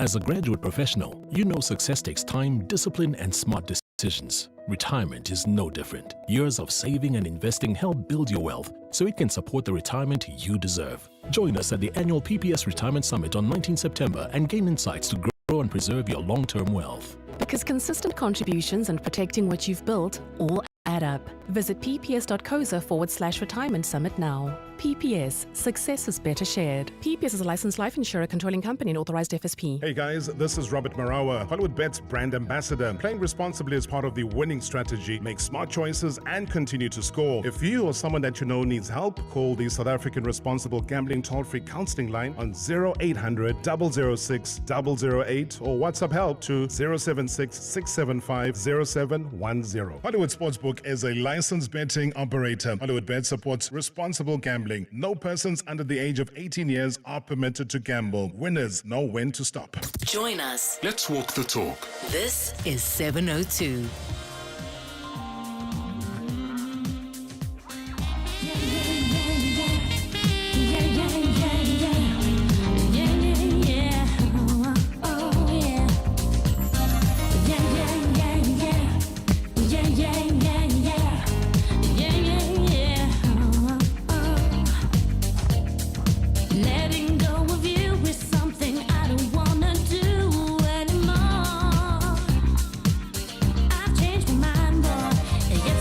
Oh, that was a sneaky tune there, KG. An ode to Motown. It's returning to the Mandela stage at the Joburg Theatre from the 4th to the 13th of this month after a hugely successful sold-out season earlier this year. The production brings the magic, energy, emotion of Motown back to life, celebrating timeless hits such as from legends including The Supremes, Marvin Gaye, Stevie Wonder, The Temptations, Smokey Robinson, and the list goes on and goes on and goes on. Now, joining us is singer, songwriter, and the reason why we like the song, DJ Tamara Day. Tamara, hi, good morning, good to have you. Hi, how are you? Thanks for having me this morning. Oh, it's lovely to have you on 702. It really, really, really is. Okay, so lots going on. An ode to Motown returning. Tell us more. Yes, how exciting. You know, backed by popular demand, which is just so wonderful for us to have this happen. You know, we all so in love with the show and the material, and we all became like a huge family on the first production, on the first run, and to have the opportunity to come back at the public's request and do this all over again and level it up as well at the same time. It's just been incredible. Getting to see everybody, being in the rehearsal space. We have an incredible team on the Motown show, which really is why it's such a big success. You know, from our musical director, Margaret Motsecha, James Mkubi, the director, Lulu, our choreographer, you know, and then all the other behind-the-scenes crew, the band. It's just a really strong, talented, wonderful group of people who are very passionate about their craft and very passionate about this music. And I think, I mean, this is music we've all loved over the years. There are current releases in there that, or more current, like not from exactly the Motown era, that are also feature in the show. Okay. Music that was inspired by the Motown era that was recorded at Motown Records. Oh, you know, there's a bit of Erykah Badu in there.